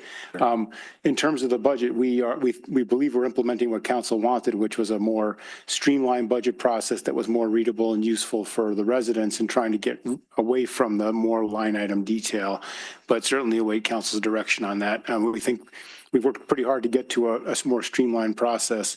Sure. But if council wants to Oh, go no, to. I didn't mean going back. So the way it was structured before is very, very similar to what we have now. You'd have all of that streamline up front, and then it could, then the rest flowed later. So, anyway, so just to clarify. So from my standpoint, one, I appreciate everybody looking at all your packages, because I know you did, because some of you had it out on your dining room table, asking questions Sunday. My wife appreciated that, and calling it and what have you. So everybody looked. You got back with some of the people here, some of the directors. You got back with Sandy to get questions answered. I'm comfortable. We asked you to streamline, we still have access, and some of you got into the detail and, the 7,000 lines, but we don't really need to, most of those. You're right. We were a little bit more detailed. I'm personally comfortable with the cadence that we're on this, because 2 or 3 of you, followed up with more detail and questions. If we have to go forward today, or maybe in the future, on a little bit more detail in between the two. That's I'm finding open. that. I don't think we need a motion today to go forward. No. The way, but I appreciate all the work, because I know a lot of you worked behind the scenes. We do have a lot of information, as she referenced. I think it's about a 5-inch binder of everything, and some of us look at all of it. Not that I incorporate it anymore into my mind. I don't have the capacity apparently, but I appreciate all of you. And you brought different things up. Each and every one of you were with different department managers, had questions last Thursday, Friday, and even this weekend. So I thank you for that. I thank you for the time and talents, because they pay you so much, for all this. They pay us all so much. So thank you for that. Appreciate the presentation from each and every one of you back there. It was just enough detail for myself, and with you get it from me every day anyway, so I get my questions answered. And thank you for doing all you do, Sandy, and for George. George, I'd ask you to come back up here going on to next. There's no motion tonight. This was just information. There'll be a motion eventually to adopt this when I'm gone on May 19th. Yeah. So. And an excellent presentation. Excellent. By the way. Outstanding, each and every one of you. We appreciate it. So with that, we're going to number 6, new business, confirmation of a downtown development director. I'd like you to start and let us know what is going on in this. So opportunity. as was mentioned in the DDA budget section, the DDA is in the process of hiring a new director. They actually had a meeting on Friday and made a recommendation to hire a director. The city ordinance that lays out the DDA talks about the fact that the DDA can employ a director and set compensation, but that has to be approved finally by the city council. So we're here seeking council's approval for the DDA recommended hire. So the chair of the DDA is here as well if you have any questions, but the candidate is Kate Knight. Recommended unanimously by the DDA board for hire, and you have a resolution in front of you, and I can certainly answer any questions, or the DDA chair can. I'd ask as well. Chair Riley if you have anything to add to that, to come up. You have more than 2 minutes because I'm asking you for a presentation or just whatever you'd like us to know about your candidate. I think it's been a great secret. It didn't really get out in my opinion, but go right ahead.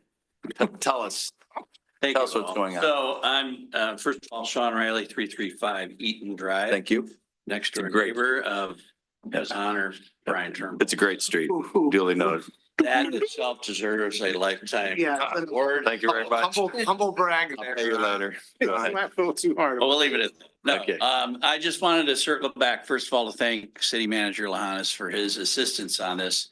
Of the 11 board members, only one was there when we hired our first director 27 years ago, and that was Margene Buckhaven. Yeah.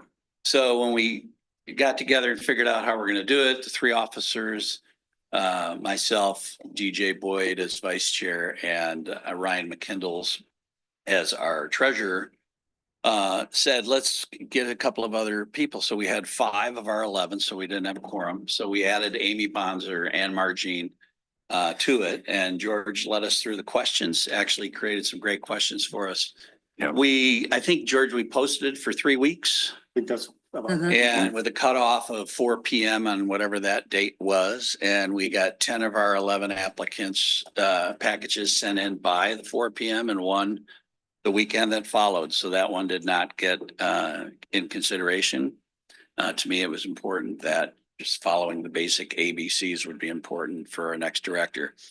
Big shoes to fill. And so of the 10 people that we had packets for, we met in advance, went through those packets, narrowed that down to 3 really good candidates.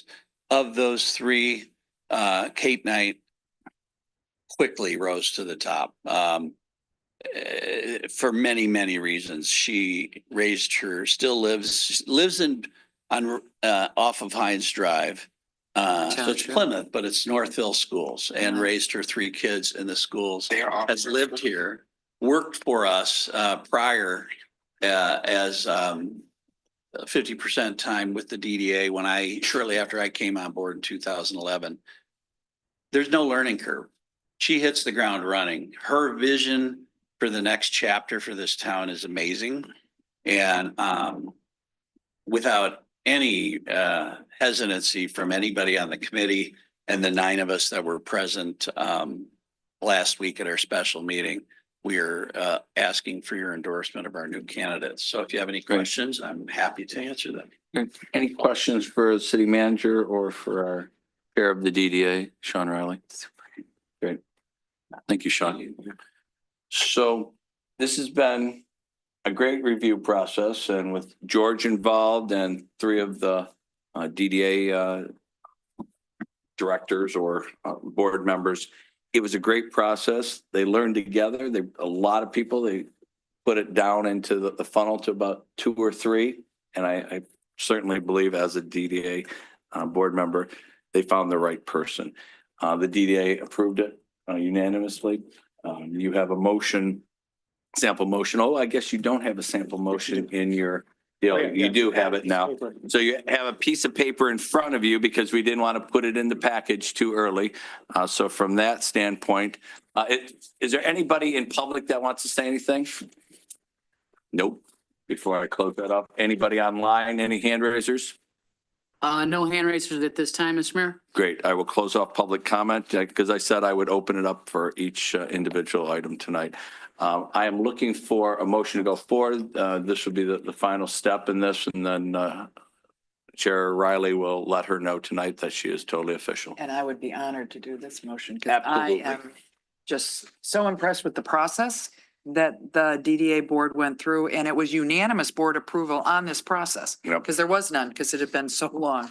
Right. And everything just really amazing on the way the DDA board handled this. And thank you to George for assisting with Indeed. that. So I do have a question. So what we're doing is we're approving a resolution. Right. So do we need to approve it's a resolution to approve, right? So I'm moving to approve the resolution to approve, is that? So, yeah. That's right. I think you could make a motion to approve. We have it in the form of resolution. Okay. So council's actions are in the form of resolution, but I think if we say whereas the city council, read that as the motion. Yes, so that's what I was And you'll put hoping. that, you'll Okay. have the paperwork. So, I'll have to sign yes, it tonight before I leave. I move that city council approve the appointment of the Downtown Development Authority Executive Director as Kate Knight, as recommended by the Downtown Development Authority Board. So we have a motion. Do we have support for that motion? Support. We have support. Any other discussion on that motion? I think we can do this without an individual roll call. All in favor, say aye. Aye. All opposed, say nay. It Yes. is approved. Congratulations. You can text her, you can call her tonight. Excellent. So with that, let's go to number 7, the mayor and council communications. Again, a week ago today, we gathered, and that was the day we closed on the last piece of McDonald Ford for the farmer's market. A week ago today, we had a work group activity from 10 to noon, and over 100 Northvillians out there Saturday. We cleaned up so much stuff. We got 32 tires in the back. We had a dumpster full of garbage, and we had 2 trucks from Davies Tree Company that were chipping all day, 4 hours. They cleaned up the rest of it today. We had custard time, give everybody ice cream that day. Again, a great community deal. And we had the pizza company, Papa John's, who we got earlier today for some pizzas, provide pizza for all 100 people. It was outstanding day, outstanding work. If you haven't been down there, drive by. So approved it a week ago, cleaned it up Saturday. They're prepping it today. We'll be the first ones to get asphalt when the asphalt organizations open up Thursday. It will be paved pretty much by Friday of this week. So it's prepping right now. There's a lot of prep for it. It's almost unbelievable, the timing. And we'll have a farmer's market in 2 weeks from Thursday there. So that will be the first event that will be under that commons area. We're very excited for the future. And, I thank many of you that showed up for that work day. And thank goodness that the weather was good. And we had 60 lacrosse kids, which kind of helped, 40 kind of citizens, which were a little older than you had all these young kids, so they did a lot of work out there. It is tremendous. We have more space than we've ever had because we got rid of all the brush and trees right to the fence line. And we have a donor that's going to prop up the fence. So the fence will be in good shape by farmer's market in 2 weeks. We have a lot of people that want to be involved. So if you haven't been down there, go down. That is what typifies what Norfolk's all about. Yeah. All coming together. Anybody, they kept stopping by, what can they do? So we're getting it done. So I thank each and every one of you on that. That's all I have for my comments. Mayor, I'll only add, I wish that the lacrosse team had more energy and enthusiasm. Oh, God. I had to slow them down. I remind them it's about safety. It's about safety. And I'm so impressed that the chainsaw did not cause any injury. This is true, yeah. Oh, Exceptional. Yeah, Andrew was there, did a lot of work with your daughter and the whole bit. There's some pictures out there. It's just, it was fabulous. It really was. And we have so many groups that are doing from cemetery cleanup to different parts of the road to down there. That's what Norfolk's about, helping, 50 people at a time, 100 people at a time. It was great. I'll also add, you can see the river a lot better on the west side now than you could before. Yep. It's quite something. And Parks and Rec is even going to make it better on the edges and the whole bit. But we, got things kind of scripted for the future and got the debris out of there. Again, 32 tires, were on the fence. 32. What were they doing? Yeah, it's people just dumping tires and whatever. This is decades worth of work. So, yeah, thank you very much, Andrew, for all your efforts and being there, being on the farmer's market, being in charge of the farmer's market task force. A lot of work. It's kind of great to see these things come into fruition after years. Farmer's market, Ford Field, Riverwalk. So thank you for that. Anybody else? Any comments from the city manager? Once in a while, I forget you and you hit me. Here we go. Appreciate I want to that. say thank you to staff for all their work in getting the budget together, particularly Sandy and her staff for her leadership in preparing the budget document and playing through the injury to get it done on time. And also thank council for their tremendous attention to detail and to review the materials and to your work tonight. Thank you. Great. And again, you heard me before. Tremendous time, energy spent from all the managers and directors. And Sandy, you've been in here quite a bit because I'm in on the weekend and she's always in here. So we set up a cot in the back there too, so it's good. So I'm looking for a motion for adjournment. Do I have that motion? So moved. Do I have a second?